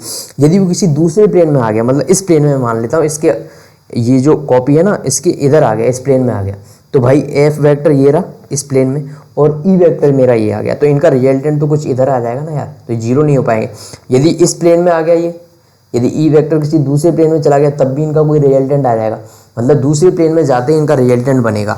तो इसका मतलब ये हुआ कि भाई बी प्लस सी को मस्ट लाई करना चाहिए किसके प्लेन में, ए और डी के सम के प्लेन में। यदि वो इसी प्लेन में होगा तो बी ए और डी का जो वेक्टर सम आएगा कुछ एफ आएगा, तो जो ई की वैल्यू होनी चाहिए एफ के जस्ट अपोजिट होनी चाहिए, मतलब उसी प्लेन में होनी चाहिए भाई, तभी तो अपोजिट हो पाएगी, उसके जस्ट अपोजिट होनी चाहिए और उसका मैग्नीट्यूड सेम होना चाहिए। तो मैग्नीट्यूड सेम होगा, डायरेक्शन अपोजिट होगी, तो दोनों मिलकर नल वेक्टर बना लेंगे। तो ये बात एकदम सही हो गई, दे आर कोलिनियर। इसका जो नेक्स्ट वाला पार्ट है वो मैंने अभी आपको बताया था कि वो बाद में आएगा। ये देखो, three vector not lying in the plane can never add up to a give a null vector. तीन वेक्टर जो कि एक प्लेन में लाई नहीं कर रहे can never add up to a null vector, वो सारे मिलके नल वेक्टर नहीं दे सकते। तीन वेक्टर जो कि एक प्लेन में लाई नहीं कर रहे, तो ये बात आपको यहाँ से अभी समझ आई कि तीन वेक्टर हैं जो एक प्लेन में लाई यदि नहीं कर रहे तो क्या वो नल वेक्टर बना पाएंगे क्या? अरे बोलो, तीन वेक्टर हैं भाई, तीन वेक्टर ये दो, इन दोनों का कुछ रिजल्टेंट आएगा भाई, दो वेक्टर का कुछ रिजल्टेंट आएगा। यदि तीसरा वेक्टर भी इसी प्लेन में लाई नहीं कर रहा, तीसरा वेक्टर भी इसी प्लेन में लाई नहीं कर रहा, मतलब वो किसी दूसरे प्लेन में चला गया, तो भाई वो नल वेक्टर कैसे बना पाएगा? समझ रहे हो? लेकिन चार वेक्टर के लिए ऐसा पॉसिबल है भाई, चार वेक्टर के लिए ऐसा पॉसिबल है। अच्छा, अब बात करते हैं, यदि ए और डी कोलिनियर हो गए, ये तो फर्स्ट पार्ट इसका क्लियर हो गया ना, आपका फर्स्ट पार्ट क्लियर हो गया कि उनको कोप्लेनर होना ही पड़ेगा तभी वो नल वेक्टर बना पाएंगे, मतलब ये फर्स्ट पार्ट इसका बिल्कुल सही है। ठीक है, फर्स्ट पार्ट इसका बिल्कुल सही है। यदि बी प्लस सी को लाई करना पड़ेगा ए प्लस डी के प्लेन में ही, यदि ए और डी कोलिनियर नहीं है, मतलब कोलिनियर नहीं है, तो बी प्लस सी को सेम प्लेन में लाई करना पड़ेगा जिसमें ए और डी है। अब इसका दूसरा स्टेटमेंट है, and in line of A and D if they are collinear. अच्छा, यदि ए और डी कोलिनियर है भाई, कोलिनियर होने का मतलब समझते हो एक ही लाइन में होंगे वो, यदि ए ये रहा और डी, तो ए और डी का जो सम आएगा भाई कुछ ऐसा आएगा, दोनों को ऐड करने पे यही वैल्यू मिल रही है, ये इनका वेक्टर एडिशन है। कोलिनियर होने का ये बिल्कुल मतलब नहीं है दोनों की डायरेक्शन सेम होगी, ऐसा बिल्कुल नहीं है। हो सकता है कि ए ऐसा हो और डी इसी लाइन में होगा, लेकिन अपोजिट भी तो हो सकता है भाई। तो ये ए की वैल्यू मान लेता हूँ मैं 10 थी और इसकी वैल्यू मान लेता हूँ 2 थी। तो कोई बात नहीं, इनका एडिशन होगा और नेट जो इनका वेक्टर आएगा ए प्लस डी का सम मैंने अभी एफ माना तो अभी भी एफ मान लेता हूँ, एफ की वैल्यू 8 हो जाएगी। बस इतना ही तो है, क्योंकि नेट डायरेक्शन तो किस डायरेक्शन में आएगी, इसी डायरेक्शन में आएगी, क्योंकि ए की वैल्यू ज़्यादा है, ए की वैल्यू 10 है, 10 - 2 मतलब 8 और एफ वेक्टर की वैल्यू 8 आ जाएगी, मैग्नीट्यूड की वैल्यू 8 आ जाएगी और डायरेक्शन यही रहेगी, क्योंकि ए की वैल्यू 10 थी, ये वैल्यू ज़्यादा थी। ठीक है, यदि ए की वैल्यू 2 होती, यदि ए एक छोटा सा वेक्टर है और डी है भाई अपना ये रहा, डी जो है वो हो गया 10 और ये है 2, तो अब इनका जो एडिशन की वैल्यू होती, क्योंकि दोनों कोलिनियर है, अब इनकी डायरेक्शन ये होती, क्योंकि अब डी की वैल्यू ज़्यादा है, तो नेट जो एफ रिजल्टेंट होता है वो अभी भी 8 आता है, लेकिन डायरेक्शन अपोजिट हो जाती। मैं आपको कुछ मिला के कोलिनियर वेक्टर समझाना चाह रहा हूँ, एकदम कॉन्सेप्ट क्लियर होंगे तब जाके इस क्वेश्चन में आगे बढ़े। तो कोलिनियर वेक्टर तो समझ आ गए, तो ए प्लस डी यदि कोलिनियर है तो भाई उनकी डायरेक्शन या तो ये हो या ये हो, कुछ भी हो सकती है, लेकिन होंगे दोनों कोलिनियर। मैं मान लेता हूँ दोनों का रिजल्टेंट की वैल्यू एफ है, हो सकता है वो इस इधर हो सकता है वो इधर हो। ठीक है, अब बी प्लस सी समझते ही मतलब ई की बात हो रही होगी, वेक्टर ई। यदि वेक्टर ई इनके कोलिनियर नहीं हुआ, एफ वेक्टर के यदि सेम लाइन में नहीं हुआ, किसी दूसरी लाइन में चला गया, ई वेक्टर इधर आ गया, तो भाई फिर तो इनका कोई मैग्नीट्यूड आ जाएगा ना यार, फिर तो इनका कोई मैग्नीट्यूड आ जाएगा। भले ही ये इससे थोड़ा सा भी ऊपर चला गया ई वेक्टर, तो भाई इसका मैग्नीट्यूड इनके बीच से कुछ निकलेगा। तो इसका मतलब ये हुआ कि यदि मैंने ए प्लस डी कोलिनियर हो गया, मतलब एक लाइन में, चाहे वो इस डायरेक्शन में चाहे इस डायरेक्शन में चाहे मतलब एफ वेक्टर जो ए और डी का सम है, यदि वो कोलिनियर हो गए तो भाई जो बी प्लस सी का सम ई वेक्टर, उसको इसके अपोजिट इसी लाइन में होना पड़ेगा, तभी तो वो नल वेक्टर बना पाएंगे जी। मतलब यदि ए और डी कोलिनियर है, तो बी प्लस सी का वेक्टर सम जो कि ई है, बी प्लस डी का वेक्टर सम होना चाहिए, कोलिनियर ही होना चाहिए उनके, समझ गए। यदि एफ इस डायरेक्शन में तो ई की डायरेक्शन अपोजिट हो जाएगी, यदि एफ इस डायरेक्शन में तो ई की डायरेक्शन के अपोजिट हो जाएगी, मतलब मैग्नीट्यूड सेम और अपोजिट डायरेक्शन में होंगे तो मिलकर नल वेक्टर बना ले। तो लास्ट वाला स्टेटमेंट बिल्कुल करेक्ट है। यदि ए प्लस डी कोलिनियर नहीं है, मतलब कोप्लेनर होंगे, क्योंकि दो वेक्टर हमेशा कोप्लेनर होते हैं, कोई भी दो वेक्टर होंगे वो हमेशा कोप्लेनर होंगे, वो मैंने अभी आपको समझा। यदि ए प्लस डी कोप्लेनर है तो बी प्लस डी जो होगा वो उन्हीं के प्लेन में लाई करना चाहिए, बी प्लस डी बोलते ही बी प्लस डी का वेक्टर सम, समझ गए। तो इस तरह से ये चीज़ें डिफाइन हो गई और ये लास्ट स्टेटमेंट सही हो गया। नेक्स्ट है 4.8, थ्रीकल skating on circular ice ground of 200 metre radius, start from P on the edge of ground and reach Q diametrically opposite to P। अच्छा, 3 गर्ल हैं, उन्होंने चलना स्टार्ट किया P से और Q तक पहुंच रही हैं और डिफरेंट पाथ्स के थ्रू पहुंच रही हैं। ए गर्ल इस पाथ से जा रही है, बी गर्ल एकदम स्ट्रेट जा रही है, मतलब डायमेट्रिकली अपोजिट जा रही है। P और Q जो है डायमीटर है इसका, PQ डायमीटर है, तो ये डायमेट्रिकली अपोजिट जा रही है भाई। What is the magnitude of displacement vector for each, for which girl is this equal to actual path length. ठीक है। ए बी सी तीनों में यदि आप देखो तो ए की पाथ लेंथ तो भाई ये वाली होगी, जो भी ए वाले पाथ की लेंथ होगी वो ये हो जाएगी, बी के लिए पाथ लेंथ ये डायरेक्ट स्ट्रेट हो जाएगी और सी के लिए ये वाली पाथ लेंथ होगी। लेकिन इसने पाथ लेंथ पूछी नहीं, इसने पूछा है तीनों के लिए डिस्प्लेसमेंट वेक्टर बताओ। तो डिस्प्लेसमेंट तो भाई चाहे आप ए वाले पाथ के थ्रू जाओ, चाहे बी वाले पाथ के थ्रू जाओ, चाहे सी वाले पाथ के थ्रू जाओ, डिस्प्लेसमेंट तो भाई फिक्स है। कितना है, पी और क्यू के बीच की जो डायरेक्ट डिस्टेंस है वो इसकी पाथ लेंथ है। क्योंकि इसने रेडियस 200 बोल दी तो डायमीटर हो जाएगा 400 मीटर, मतलब तीनों के केस में डिस्प्लेसमेंट तो 400 मीटर ही है, समझ गया। डिस्प्लेसमेंट क्या होता है, इनिशियल पॉइंट से लेके फाइनल पॉइंट तक की डायरेक्ट डिस्टेंस, मिनिमम डिस्टेंस। तो मिनिमम डिस्टेंस कौन सी है, ए और बी, ए बी सी में से तीनों के लिए, पी और क्यू के लिए डायमेट्रिकल अपोजिट आप देते हो तो यही आपका डिस्प्लेसमेंट हो जाएगा। डिस्प्लेसमेंट की वैल्यू तो फिक्स हो गई, तीनों के लिए ये डिस्प्लेसमेंट है, ऐसा नहीं कि बी के लिए, ए के लिए भी यही डिस्प्लेसमेंट है, बी के लिए भी यही डिस्प्लेसमेंट है, सी के लिए भी यही डिस्प्लेसमेंट है। क्योंकि डिस्प्लेसमेंट क्या होता है, इनिशियल पॉइंट से लेके, तो तीनों का इनिशियल पॉइंट क्या है, पी, फाइनल पॉइंट तक की, तो तीनों का फाइनल पॉइंट क्या है, क्यू। तो इनिशियल पॉइंट से फाइनल पॉइंट तक के लिए डायरेक्ट डिस्टेंस जो होती है, मतलब जो मिनिमम पाथ लेंथ होती है वही डिस्प्लेसमेंट है भाई। तो मतलब तीनों के लिए डिस्प्लेसमेंट की वैल्यू तो 400 मीटर हो गई। अब इसने पूछा नेक्स्ट क्वेश्चन कि इन तीनों में से किस कर्ल के लिए, ए बी सी में से किस कर्ल के लिए पाथ लेंथ है वो इक्वल है डिस्प्लेसमेंट के लिए। तो भाई साफ साफ दिख रहा है बी के लिए जो पाथ लेंथ है वो पी से लेके क्यू तक की डायरेक्ट डिस्टेंस है, तो पाथ लेंथ भी सेम है डिस्प्लेसमेंट की। तो मतलब गर्ल बी के लिए ऐसा है कि डिस्प्लेसमेंट और path length same. Next question, a cyclist start from O of a circular park of radius 1 kilometre. तो भाई ये जो रेडियस है वो 1 किलोमीटर है भाई, ठीक है, ये 1 किलोमीटर है तो ये भी 1 किलोमीटर है क्योंकि ये दोनों रेडियस ही है। Reaches the edge P of park, ठीक है भाई, इसने ओ से चलना स्टार्ट किया भाई, ओ से चलना स्टार्ट किया और ये पी तक पहुंचा, यहाँ पर P. Then cycle along the circumference, फिर पी से लेके क्यू तक इस सर्कमफेरेंस के अलोंग चला भाई, पी से लेके क्यू तक। And then return to centre along Q, फिर ये क्यू से लेके ओ तक ऐसे आ गया भाई, क्यू से लेके ओ तक ऐसे आ गया। तो इसने ओ से चलना स्टार्ट किया, ओ से पी गया, पी से क्यू गया, क्यू से ओ वापस आ गया, ठीक है। If the round trip take 10 minute, इसको पी से मतलब ओ से लेके ओ तक वापस आने में कितना टाइम लगा, जो टाइम लगा भाई वो लगा इसको 10 मिनट्स, कोई दिक्कत नहीं, लगने दो, 10 मिनट्स का टाइम लगा। What is the net displacement, भाई जिस जगह से चले वहीं पर आ गए। ज़िंदगी और मौत का खेल है, आदमी बचपन से उठता है भाई, मृत्यु से उठता है और मृत्यु में ही समा जाता है। इसी तरह से ये ओ से चले और ऊपर ही वापस आ गए, तो नेट डिस्प्लेसमेंट कितना हो गया भाई, ज़ीरो हो गया। एवरेज वेलोसिटी, भाई वेलोसिटी क्या होती है, एवरेज वेलोसिटी होती क्या है, वो होती है net displacement upon total time. तो भाई नेट डिस्प्लेसमेंट ही ज़ीरो हो गया तो एवरेज वेलोसिटी भी ज़ीरो हो गई।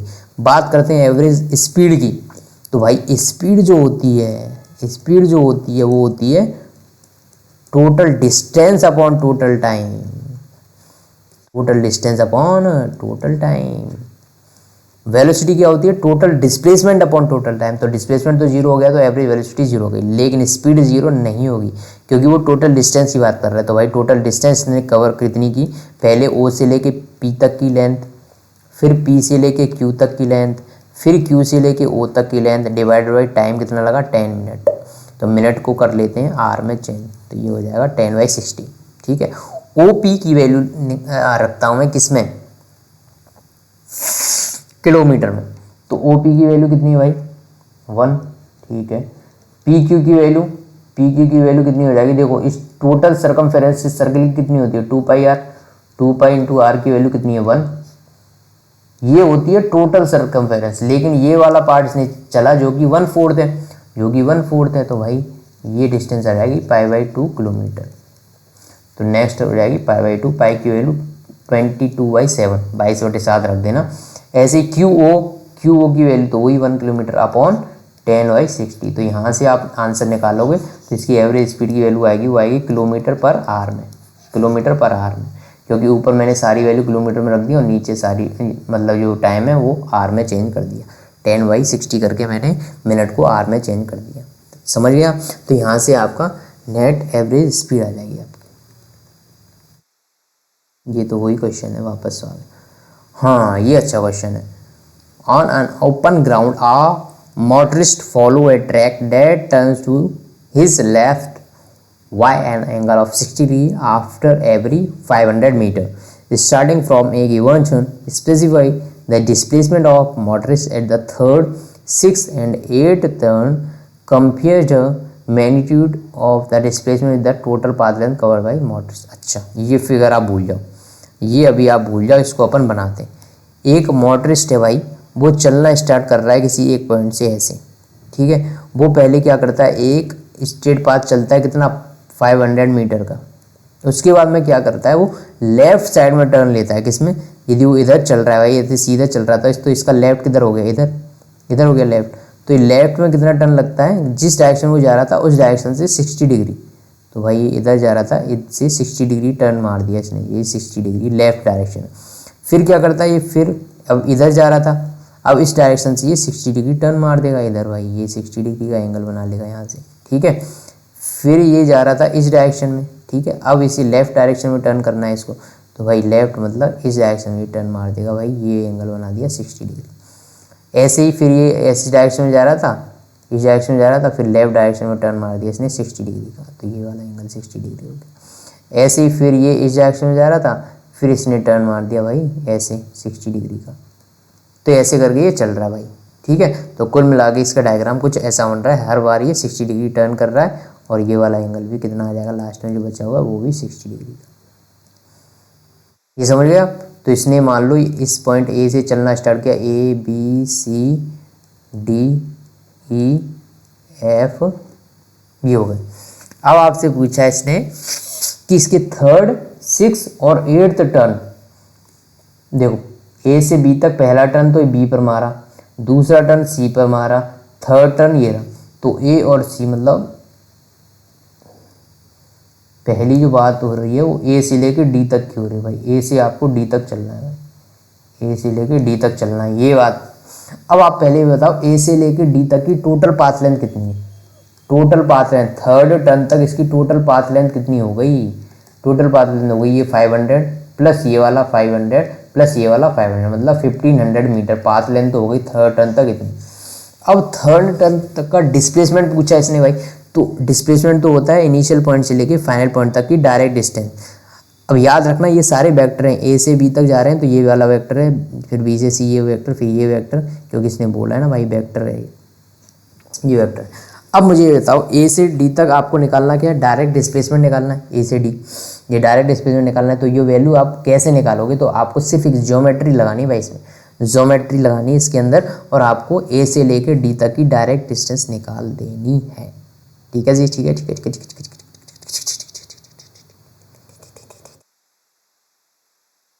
ठीक है। देखते हैं भाई वो कैसे निकलेगी। यहाँ से एक मैंने किया परपेंडिकुलर ड्रॉ, यहाँ से मैंने एक 90 डिग्री पे एक परपेंडिकुलर ड्रॉ कर दिया, कोई दिक्कत नहीं होनी चाहिए। फिर ऐसे ही मैंने यहाँ से एक परपेंडिकुलर ड्रॉ कर दिया, ये थोड़ा परपेंडिकुलर परफेक्ट नहीं हो पाया, तो ये परपेंडिकुलर होगा कुछ ऐसा।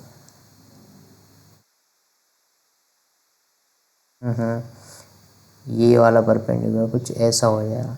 तो यहाँ मैं इसको दे देता हूँ जी और ये एच, तो जी एच जो डिस्टेंस है वो इक्वल है बी सी के, मतलब ये हो गई 500 मीटर, क्योंकि बी से सी तक की डिस्टेंस भाई 500, ये रही बी से सी की डिस्टेंस 500, तो जो जी एच की वैल्यू वो भी 500 हो गई। अब मुझे चाहिए ए जी प्लस एच डी, तो ए जी और एच डी कैसे निकालूंगा वो मैं देखता हूँ थोड़ा, ठीक है मैं देखता हूँ। सबसे पहले मुझे ये बताओ मुझे ये बताओ कि मुझे देखो ए से लेके डी तक की वैल्यू चाहिए, तो ए डी की वैल्यू आप इस डायग्राम से देखो वो इक्वल है a g plus g h plus h d के, यही है ना, इसी के इक्वल है a g plus g h plus h d के। तो जी एच की वैल्यू तो मुझे डायरेक्टली पता है कितनी है 500।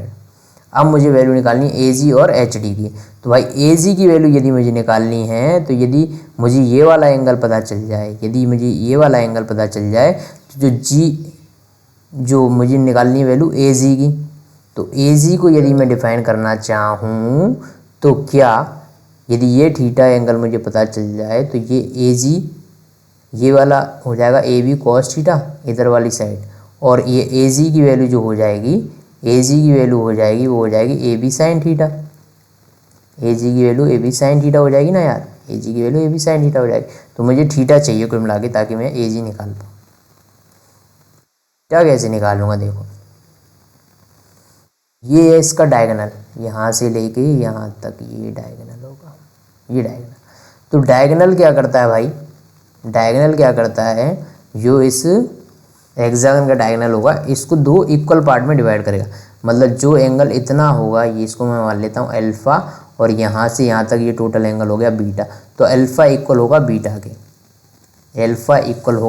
के, ये बात तो ठीक है, ये बात तो बिल्कुल ठीक है। अब देखते हैं कि अल्फ़ा इक्वल टू बीटा तो हो गया, लेकिन मुझे निकालना क्या है? Theta. Alpha equal to beta तो हो गया, लेकिन मुझे निकालना क्या है? थीटा। यदि ये एंगल कितना है भाई 60, ये एंगल 60 है, और यहाँ से लेके यहाँ तक ये टोटल एंगल कितना है 180 में से 60 ये चला गया, तो बाकी बचा कितना 120, और 120 को आधे आधे में डिवाइड करना है, तो ये आएगा 60 और बीटा भी आएगा 60। बीटा भी आएगा 60। ये दोनों हो गए 60 60 60, तीनों मिलके 180 हो गए, क्योंकि ये 60 बीटा 60 है भाई, बीटा 60 है, ठीक है, बीटा 60 है, बीटा 60 है, बीटा 60 है, मतलब ये टोटल एंगल 60 था यहाँ से लेके यहाँ तक, ये टोटल एंगल 60 था, इसको मैं हटा देता हूँ, ये हट गया भाई। यदि ये टोटल एंगल 60 है और ये वाला एंगल और ये वाला एंगल भी सेम होगा, क्योंकि इसको यहाँ से मैंने परपेंडिकुलर इस पर ड्रॉ किया है, जो कि इसको एंगल बाइसेक्टर भी है, तो ये वाला एंगल हो जाएगा 30 और ये वाला एंगल भी हो जाएगा 30। तो अपनी थीटा की वैल्यू आ गई 30। थीटा की वैल्यू यदि 30 आ गई तो ए G equals to A B मतलब 500 और कॉस 30 सॉरी साइन 30, तो साइन 30 की वैल्यू होती है 1/2। तो यहाँ से 500 डिवाइडेड बाई 2, ये वैल्यू आपने निकाल दी, मतलब 250, ये वैल्यू 250 आ गई ए जी की वैल्यू 250 आ गई। समझ गया, समझ गए, समझ गए, समझ गए। अब मैं निकालना चाहता हूँ भाई, अब मैं निकालना चाहता हूँ भाई एच डी की वैल्यू। तो मैंने क्या किया, यहाँ से एक परपेंडिकुलर ड्रॉ किया, तो आपको पहले ही बता दिया था ना, ये परपेंडिकुलर ड्रॉ किया था ना यार, यहाँ से एक परपेंडिकुलर ड्रॉ किया था, तभी तो जो जी एच की वैल्यू है वो बी सी के इक्वल हुई थी। यदि मैंने परपेंडिकुलर ड्रॉ किया, मतलब ये टोटल एंगल कितना है भाई 90, इसी के तो परपेंडिकुलर ड्रॉ किया, उसमें से ये वाला 60 है, तो बचा हुआ कितना हो जाएगा 30, बचा हुआ कितना हो जाएगा 30, मतलब ये वाला एंगल कितना है 30। इस ट्रायंगल को मैं बाहर निकाल दूं, देखो ये एंगल में बाहर लेके आ गया भाई, ये डी, ये है जी एच और ये है जी अपना सी, और ये एंगल है भाई 30, और जो ये वाली वैल्यू है वो है 500। ये तो आपको पता ही चल गया होगा, डी सी की वैल्यू कितनी है 500, ये वैल्यू 500 है ना, तो ये 500 कॉस थीटा ये वाला हो जाएगा, मुझे चाहिए ये, तो 500 साइन थीटा, 500 साइन थीटा, और साइन थीटा मतलब साइन 60, तो ये 500 साइन 60 सॉरी साइन 30, तो ये वाली साइड भी आ गई 250। तो यहाँ से ये तीनों वैल्यू मिल गई, आप तीनों को ऐड कर दो, आपको ए डी की वैल्यू मिल जाएगी। तो ए से लेके डी तक का डायरेक्ट डिस्प्लेसमेंट आपने निकाल दिया। तो ए से लेके डी तक की पाथ लेंथ 1500 और जो वैल्यू ये आ रही है डिस्प्लेसमेंट की वो आप ऐसे निकाल सकते हो, तो ये हो जाएगी 1000। तो दोनों में डिफरेंस कितना है 500 का, क्योंकि टोटल पाथ लेंथ आ रही थी 1500 और टोटल डिस्प्लेसमेंट आ रहा है अपना 1000। तो दोनों में डिफरेंस कितना है डिस्टेंस और डिस्प्लेसमेंट में 500 मीटर का। 1500 में से जब 1000 घटाओगे तो वैल्यू आएगी 500। ठीक है, अभी नेक्स्ट क्वेश्चन जो पूछा है भाई, ये तो थर्ड टर्न की बात हुई, अब ये बात कर रहा है भाई कितने कौन से टर्न की, 6th टर्न की। देखो लिखा है ना, अपने को डिस्टेंस और डिस्प्लेसमेंट निकालना था थर्ड का, थर्ड की तो बात हो गई दोनों की, अब 6th की बात करनी है। 6th वाला कौन सा होगा, देखो फर्स्ट टर्न ये रहा, फर्स्ट ये टर्न है, सेकंड ये टर्न है,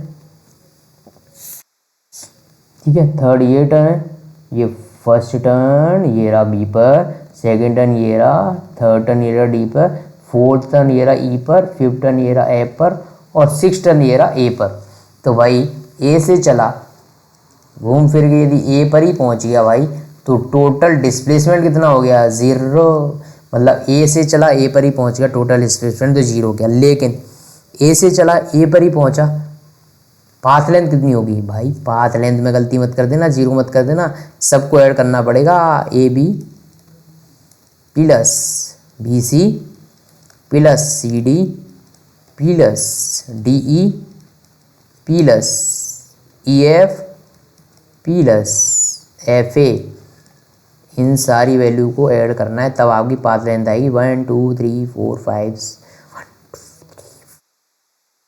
6 टाइम ऐड करना है, कितने को 500 को, 6 × 500 मतलब 3000 मीटर ये पाथ लेंथ होगी। यदि ए से ए पर पहुंचे तो डिस्प्लेसमेंट तो 0 हो जाएगा, लेकिन पाथ लेंथ आएगी 3000। तो कंपेयर कर सकते हो डिस्टेंस और डिस्प्लेसमेंट को, डिस्टेंस आई टोटल 3000 और डिस्प्लेसमेंट आया 0, तो दोनों को कंपेयर कर दो, दोनों के अंदर डिफरेंस कितना है भाई 3000 का। ठीक है, नेक्स्ट आपको पूछा 8th टर्न के लिए, कौन से टर्न के लिए भाई 8th टर्न के लिए, तो भाई इस यहाँ पर कौन सा टर्न था 6, इस जगह पे 6 टर्न था, 7th टर्न ये रहा और 8th टर्न ये रहा, 8 टर्न ये रहा। तो आपको ए से लेके और सी तक के बारे में बात करनी। तो पहले तो ये बताओ कि टोटल डिस्टेंस कितनी होगी, ए तक पहुँचे तो टोटल डिस्टेंस हो गई थी 3000। 8th टर्न समझ रहे हो ना, पहले इसने एक चक्कर पूरा कर लिया, ए से ए पर वापस आ गया, तो 3000 मीटर तो ये ऑलरेडी कवर कर चुका है। अब इसने को 2 टर्न और लेने हैं, तो पहला टर्न ये रहा बी पर और दूसरा टर्न ये रहा सी पर। तो अपने को सी तक पहुंचना है, तो सी तक पहुंचने के लिए ए से बी वाली डिस्टेंस 500 प्लस बी से सी वाली डिस्टेंस 500, ये दोनों भी ऐड करनी पड़ेंगी। ठीक है, तो टोटल डिस्टेंस तो हो जाएगी 4000 मीटर। टोटल डिस्टेंस की बात तो हो गई ख़त्म, इसको हटाओ। अब बात करते हैं डिस्प्लेसमेंट, ए से लेके सी तक का डिस्प्लेसमेंट कैसे निकालोगे। तो देखो ये बहुत इजी है, ये बहुत इजी है, इसमें आप ज्योमेट्री भी लगा सकते हो। ए और सी को मैं यदि ऐसे निकाल दूँ यहाँ पर अलग, तो ए से लेके बी, ए बी और ये रहा कुछ सी, ये रहा कुछ सी, तो आपको इस वाली चीज़ की वैल्यू निकालनी है ये। ठीक है, ये आपको निकालना है।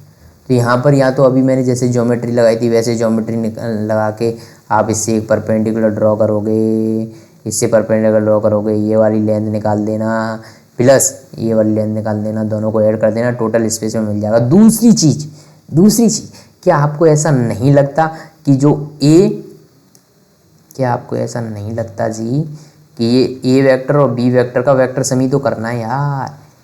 ए वेक्टर ये रहा अपना, ठीक है, ये अपना बी मतलब ये दूसरा वेक्टर है, ये है 500, ये भी है 500। तो इन दोनों का वेक्टर सम करना है और दोनों के बीच में एंगल कितना है, एंगल दो वेक्टर के बीच के तभी निकाल। ये क्या इनका रिजल्टेंट ही तो है यार, ये इनका दोनों का रिजल्टेंट ही तो है, ये रिजल्टेंट ही तो है यार। अच्छा ये बताओ, यदि आपको दो वेक्टर को ऐड करना हो तो उनके बीच में एंगल या तो हेड टू हेड वो जुड़े हो तब निकाल सकते हो, या तो टेल टू टेल जुड़े हो तब निकाल सकते हो। तो मैं क्या करता हूँ, इनको टेल टू टेल जोड़ता हूँ। कैसे, इस वाले वेक्टर को मैं आगे शिफ्ट कर देता हूँ। बिल्कुल कर सकते हैं, वेक्टर में शिफ्टिंग अलाउड होती है। इसके लिए आपको वेक्टर का वीडियो देखना पड़ेगा। तो ये 500 ये रहा, और इन दोनों के बीच का एंगल ये कितना है 60।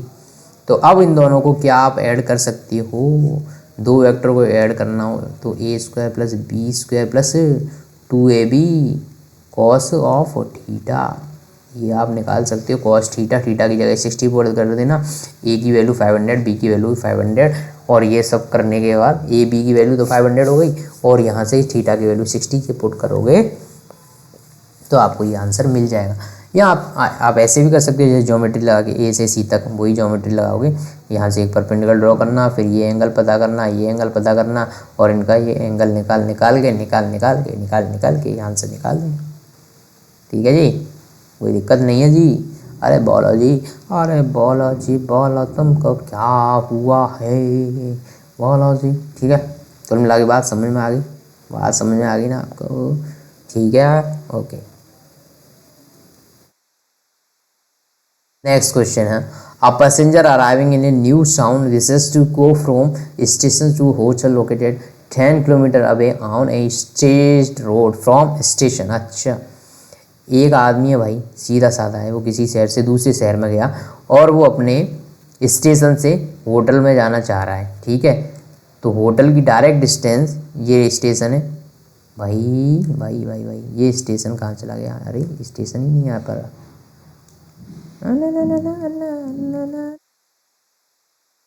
ये स्टेशन भाई, यहाँ से अपने होटल जाना चाह रहा है। ठीक है, ये स्टेशन था, ये होटल था, और स्टेशन से होटल की जो डायरेक्ट डिस्टेंस थी वो 10 किलोमीटर थी। लेकिन इसको एक बेईमान डिसऑनेस्ट कैब मिल गई भाई। वो क्या करता है, टेक्स हिम अलोंग ए सर्किटियस पाथ 20 किलोमीटर लॉन्ग। ये इसको दूसरे पाथ से ले जाता, घुमा के ले जा रहा है भाई, और ये डिस्टेंस आ रही है इसकी 23 किलोमीटर डिस्टेंस ले जा रहा है भाई। जबकि ये यदि सीधा ले जाता तो 10 किलोमीटर में काम हो जाता है। ये इसको घुमा के ले गया, बेचारे का टाइम का नुकसान हो गया। अब टैक्सी का फेयर जो दिखाएगा वो किलोमीटर के हिसाब से दिखाएगा, तो पैसे ज़्यादा ले लेगा। कितना ही बेईमान है। 23 kilometre long and reaches the hotel in 20 minute. तो ये 23 किलोमीटर लॉन्ग था, उसमें इसको टाइम लगा 28 minutes. What is the average speed of taxi. Speed कैसे डिफाइन होती है भाई, स्पीड जो होती है वो होती है total distance upon total time. तो टोटल डिस्टेंस कितनी कवर करी, 23 किलोमीटर, अपॉन टोटल टाइम कितना लगा 28 मिनट। मिनट को कर देता हूँ आर में चेंज, तो ये स्पीड की वैल्यू आ गई किलोमीटर पर आर में, ये स्पीड आ गई।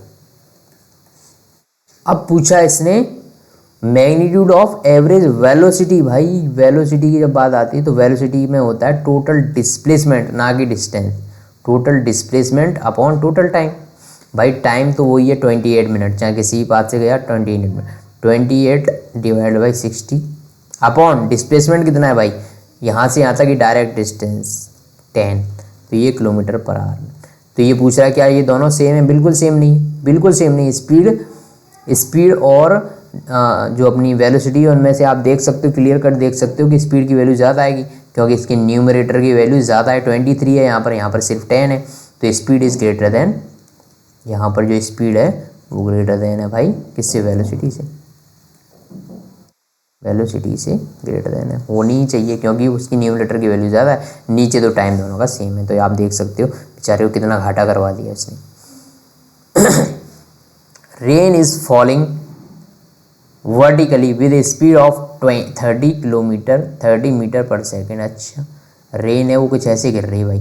अ women ride a bicycle with a speed of 10 metre per second in north to south direction. Generally अपन जो कोऑर्डिनेट बनाते हैं वो बनाते हैं ऐसे, इधर ईस्ट, इधर वेस्ट, इधर नॉर्थ, इधर साउथ। अब इसने बोला है कि जो वीमन है, जो औरत है, वो बाईसाइकिल राइड कर रही है with a speed of 10 metre per second से in a north to south direction. तो मैं क्या करता हूँ, इन कोऑर्डिनेट्स को 90 डिग्री रोटेट करा देता हूँ, ऐसे ऐसे ऐसे। इनको 90 डिग्री यदि मैं रोटेट कराऊंगा तो भाई नॉर्थ पहुँच गया, अब इधर साउथ हो गया, इधर ईस्ट पहुँच गया ऊपर, और वेस्ट पहुँच गया नीचे। मुझे ईस्ट वेस्ट की ज़रूरत नहीं है क्योंकि ये वुमेन चल रही है नॉर्थ टू साउथ। तो नॉर्थ टू साउथ यदि ये जा रही तो भाई ये कुछ ऐसे चल रही होगी नॉर्थ टू साउथ। और जो बारिश हो रही है 30 मीटर पर सेकंड से वो नीचे हो रही है, ये हो रही 30, क्योंकि नॉर्थ साउथ में इसकी वेलोसिटी है जो कि 10 है। तो मैं इस वेक्टर को थोड़ा छोटा बना देता हूँ, ये हो जाएगी 10 मीटर पर सेकेंड और ये हो जाएगी 30 भाई 30, ठीक है। अब मुझे बताओ, ये पूछ रहा है what is the direction in which she should hold her umbrella. इसको अम्ब्रेला किस डायरेक्शन में होल्ड करना चाहिए। तो भाई इसके लिए आपको रेन मेन प्रॉब्लम या रेन वुमेन प्रॉब्लम जो मैंने बताई थी वो आपको पता होना चाहिए। तो मुझे निकालनी पड़ेगी इसकी जो रिजल्टेंट स्पीड है वो क्या होगी, इसकी रिजल्टेंट स्पीड क्या होगी। तो रिजल्टेंट स्पीड कैसे आएगी, यहाँ पर कहीं आएगी भाई, यहाँ पर कहीं आएगी। और रिजल्टेंट स्पीड की वैल्यू तो आप समझ ही सकते हो, 30 स्क्वायर प्लस 10 स्क्वायर, ये वैल्यू आएगी रिजल्टेंट स्पीड की। अब रिजल्टेंट स्पीड जो होगी भाई वो एंगल कितना बनाएगी, ये थीटा। तो tan थीटा जो होता है वो y/x मतलब 30/10। यहाँ से थीटा की वैल्यू आ जाएगी tan इनवर्स 3। लेकिन कौन सा एंगल है, ये वाला एंगल। ये वाला यदि एंगल चाहिए आपको, इसको मैं अल्फ़ा मान लेता हूँ, तो अल्फ़ा की वैल्यू होगी 90 माइनस थीटा। ये आप समझ सकते हो कैसे होगी, क्योंकि ये टोटल एंगल 90 होगा, इसमें से ये थीटा है तो बचा हुआ हो जाएगा 90 माइनस थीटा। तो यहाँ से ये वाला एंगल यदि आप निकालोगे तो ये एंगल यहाँ से निकालोगे tan इनवर्स 3। अच्छा ये tan इनवर्स 3 की वैल्यू क्या आपको याद रखनी है, बिल्कुल नहीं। यदि कोई ऐसा एंगल देता है अटपटा चटपटा एंगल दे देता है तो वो आपको इसकी वैल्यू भी देगा, आपको ये वैल्यू भी देगा कि tan इनवर्स 3 की वैल्यू क्या होती है। मैं फिलहाल बता देता हूँ, tan इनवर्स 3 की वैल्यू कुछ आएगी आपकी 72 के अराउंड, 72 के अराउंड। तो ये एंगल जो आता है वो आपका 18 डिग्री आता है, ठीक है, ये 18 डिग्री। तो आपको बताना क्या है कि जो वर्टिकल डायरेक्शन है ये 30 डिग्री, तो वर्टिकल डायरेक्शन में वेलोसिटी ये बारिश आ रही थी, तो वर्टिकल से 18 डिग्री आपको 18 डिग्री पे वर्टिकल से 18 डिग्री में आपकी बारिश हो रही है। तो आपको छाता इसके जस्ट अपोजिट मतलब इस डायरेक्शन में खोलना चाहिए। छाता आपको, आप जा रहे हो ना तो आपको बारिश ऐसे हो रही है भाई, ऐसे तो छाता कैसे खोलोगे, इसके जस्ट अपोजिट। तो आपको जो इस एंगल से मतलब यदि मैं ये वर्टिकल डायरेक्शन को मैं पीछे ड्रॉ कर दूं तो आपको यहाँ से 18 डिग्री पे छाता खोलना चाहिए। तो 18 डिग्री पीछे की डायरेक्शन में छाता खोल दो, ठीक है। वर्टिकल से बैकवर्ड डायरेक्शन में 18 डिग्री पे आपको छाता खोलना चाहिए, ठीक है। नेक्स्ट क्वेश्चन है, a ceiling of a long hall is 25 metre high. एक सीलिंग है, सीलिंग मतलब एक दीवार जो होती है एक कमरे की, उसकी जो हाइट है भाई, उसकी जो हाइट है वो 25 मीटर है, कोई दिक्कत नहीं। What is the maximum horizontal distance that a ball thrown with a speed of 40 metre per second can go without hitting the ceiling of a hall. अच्छा जी, अच्छा आपको एक बॉल है आपके पास, और आपको ऐसे फेंकनी है भाई को सीलिंग को हिट करने से बच जाए, मतलब सीलिंग को जस्ट टच जैसे सीलिंग की हाइट यहाँ से मान लेते हैं, एक कमरा है जिसकी सीलिंग की हाइट कितनी है 25 मीटर है, ठीक है। और आपको ऐसे फेंकनी है भाई कि जो 25 मीटर है उसको जस्ट टच कर पाए या फिर जस्ट टच करने से बच जाए। तो मतलब मैक्सिमम हाइट कितनी जा सकती है उसकी, वो जा सकती है 25 metre. h equal to 25 metre और h की वैल्यू U square sine square theta upon 2g।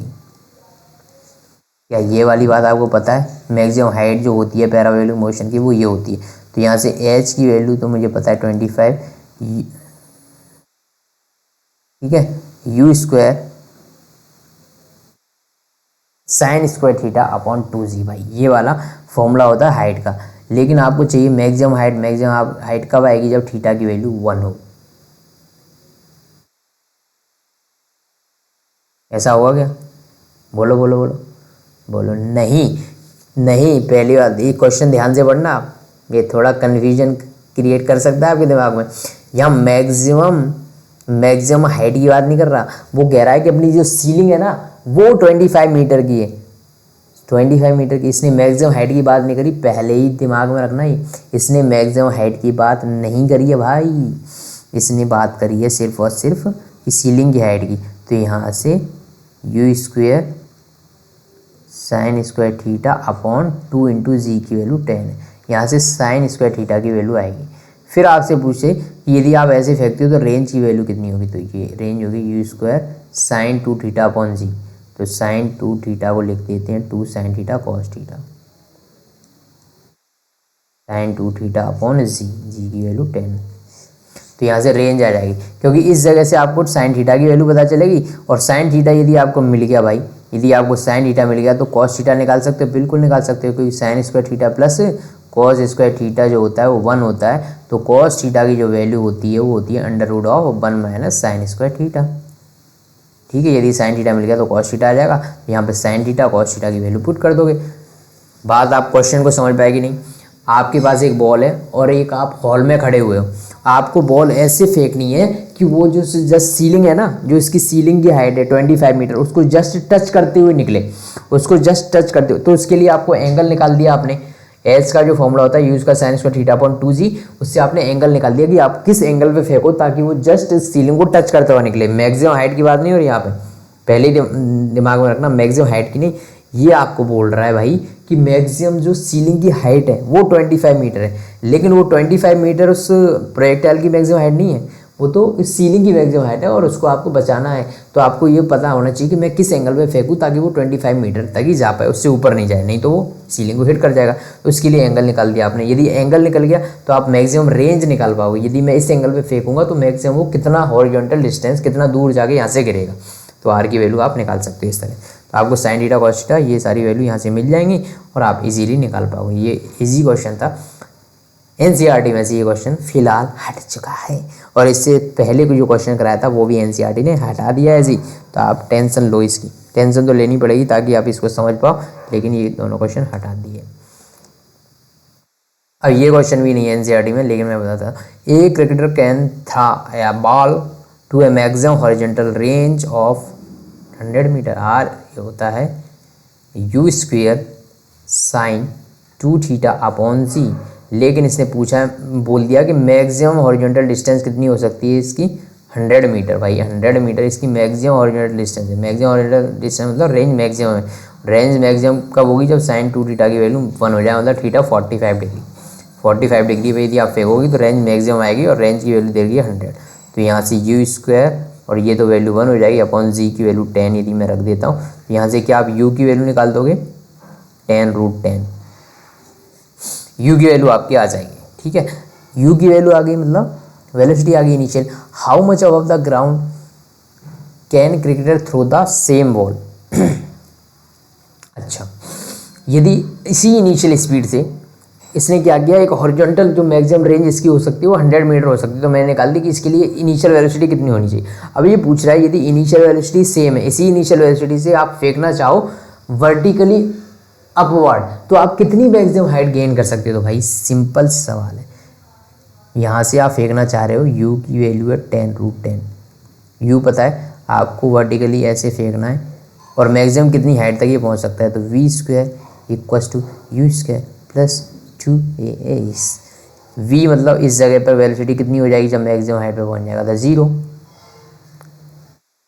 You की वैल्यू कितनी है 10√2 का स्क्वायर प्लस 2 इंटू ए मतलब एक्सेलेरेशन, तो एक्सेलेरेशन ड्यू टू ग्रेविटी, यहाँ से एस मतलब ये हाइट, तो एच की वैल्यू आ जाएगी ना यहाँ से भाई, एच की वैल्यू आ जाएगी ना भाई, तो ये हो जाएगी 100 इंटू 10/20, यहाँ से जो एच की वैल्यू आ जाएगी 50 मीटर। तो ये 50 मीटर मैक्सिमम हाइट तक इस बॉल को फेंक सकता है। इजी क्वेश्चन था। A stone tied to the end of string 18 centimeter long is whirled in a horizontal circle with a constant speed. If the stone makes 14 revolutions in 25 seconds, what is the magnitude and direction of acceleration of stone? तो भाई एक बात बताओ कि horizontal circle में एक पत्थर घूम रहा है भाई, यह पत्थर घूम रहा है हॉरिजॉन्टल सर्किल में, घूम रहा है और इसकी रेडियस है भाई 80 सेंटीमीटर, या मैं बोल दूँ 0.8 मीटर। ठीक है, ये रेडियस की वैल्यू हो जाएगी 0.8 मीटर। ठीक है भाई, ठीक है। What is the magnitude and direction of acceleration? तो यदि ये कांस्टेंट स्पीड से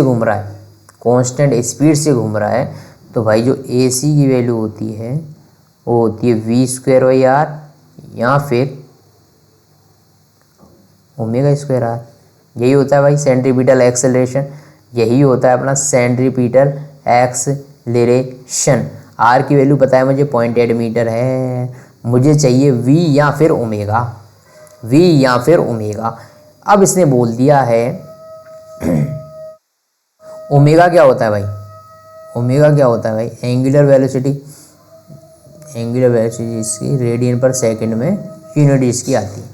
stone makes 20 revolution in 25 second, 14 revolution in 25 second, ये है इसकी स्पीड, है 14 रिवॉल्यूशन इन 25 सेकंड। तो एक सेकंड में कितने रिवॉल्यूशन, कितना होंगे, एक सेकंड में रिवॉल्यूशन कितने हो जाएंगे?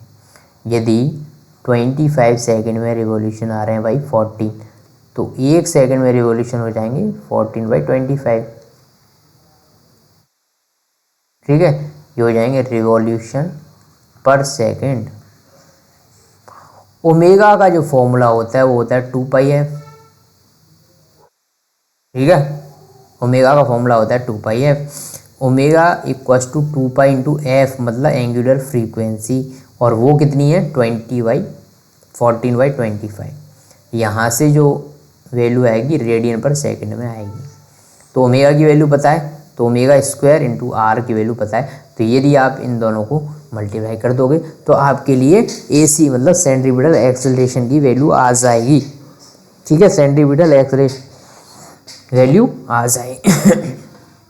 कोई दिक्कत नहीं होनी चाहिए आपको, क्योंकि आपको एफ की वैल्यू यहाँ से पता चल गया। अच्छा, ये एफ मैंने एक वीडियो शॉर्ट अपलोड किया है, मैंने अपने चैनल पर शॉर्ट वीडियो अपलोड किया है जिसमें मैंने आपको बताया था कि एक सिक्का यदि एक डिस्क में घूम रही है उसमें सिक्का मैं रख देता हूँ तो कितनी मैक्सिमम एंगुलर वेलोसिटी तक वो वहाँ पर स्टेबल रहेगा, उसके बाद में नीचे गिर जाएगा। वो सारी बात मैंने वहाँ पर बताई है। तो वहाँ पर जो मशीन वैल्यू दिखा रही थी वो दिखा रही थी रोटेशन पर मिनट में, आरपीएम में वैल्यू दिखा रही थी। तो वहाँ से ओमेगा की वैल्यू कैसे निकालोगे आप, 2πf करके, एफ की जगह आपको ये आरपीएम वाली वैल्यू पुट करनी थी। यदि वो उस पर 8 आरपीएम पे जाके वो गिर रहा था, 8 आरपीएम मतलब रोटेशन पर मिनट, तो मैं इसको रोटेशन पर मिनट को सेकंड में चेंज करता हूँ तो 8/60 वैल्यू आएगी। तो वहाँ से ओमेगा की वैल्यू 2π इंटू 8/60 करके निकाल सकते हैं। ऐसे ही मैंने यहाँ पर कर दिया, कोई दिक्कत वाली बात नहीं है, आंसर आ जाएगा। नेक्स्ट क्वेश्चन है, an aircraft execute a horizontal loop of radius 1 kilometre with a steady speed of 900 kilometre per hour, compare its centripetal acceleration with the acceleration due to gravity. अच्छा, सेंट्रीपिटल एक्सेलरेशन की value A C equals to V square by R, velocity कितनी है भाई, constant velocity है भाई इतनी, upon are की value ये रही। तो यहाँ से क्या आपकी ए सी की वैल्यू आ गई भाई 900 का होल स्क्वायर। ठीक है। अब आपको इसको कंपेयर करना है भाई, कंपेयर मतलब इन दोनों का रेशियो लेना है, किसके साथ, जी के साथ। जी की वैल्यू होती है भाई कितनी, 10 या फिर 9.8 और मीटर पर सेकंड स्क्वायर, लेकिन दोनों को कंपेयर आप नहीं कर सकते। या तो आप इसको मीटर पर सेकंड में बदलो, मीटर पर सेकंड स्क्वायर में चेंज करो तब कंपेयर करोगे, या तो फिर आप इसको चेंज करो। तो आप क्या करना चाहोगे बोलो, इसको या तो किलोमीटर पर सेकंड आर स्क्वायर में चेंज करो, जो ये आ रहा है यहाँ से जो वैल्यू आएगी इसकी किस में आ रही है, किलोमीटर पर आर स्क्वायर में। तो इसको या तो किलोमीटर पर आर स्क्वायर में चेंज करो या तो इसको मीटर पर सेकंड में चेंज करो। तो मुझे लगता है कि v और r को आप मीटर पर सेकंड में चेंज कर लो, आपके लिए ईजी हो जाएगा। 1 किलोमीटर पर आर को मीटर पर सेकंड में यदि चेंज करना होता है तो आपको पता ही है 1 किलोमीटर 1000, ये होता है यहाँ से 3600, ये आता है, ये आपको पता ही है ना। यदि किलोमीटर पर आर को मीटर पर सेकंड में चेंज करना होता है तो 5/18 का मल्टीप्लाई करते हैं तो ये आ जाएगा। सबसे पहले तो v की वैल्यू आ जाएगी यहाँ से 18 5 ये हो जाएगी 250 मीटर पर सेकंड, ये आ गई v की वैल्यू। अब मुझे r भी चाहिए भाई, r भी तो किलोमीटर में रखा है तो r की वैल्यू भी चाहिए मुझे किस में मीटर में चाहिए। तो 1 किलोमीटर मतलब कितने 1000 मीटर, 1 किलोमीटर मतलब 1000 मीटर। तो यहाँ से v की वैल्यू मीटर पर सेकंड में, r की वैल्यू मीटर में, ये वैल्यू पुट करनी पड़ेंगी आपको।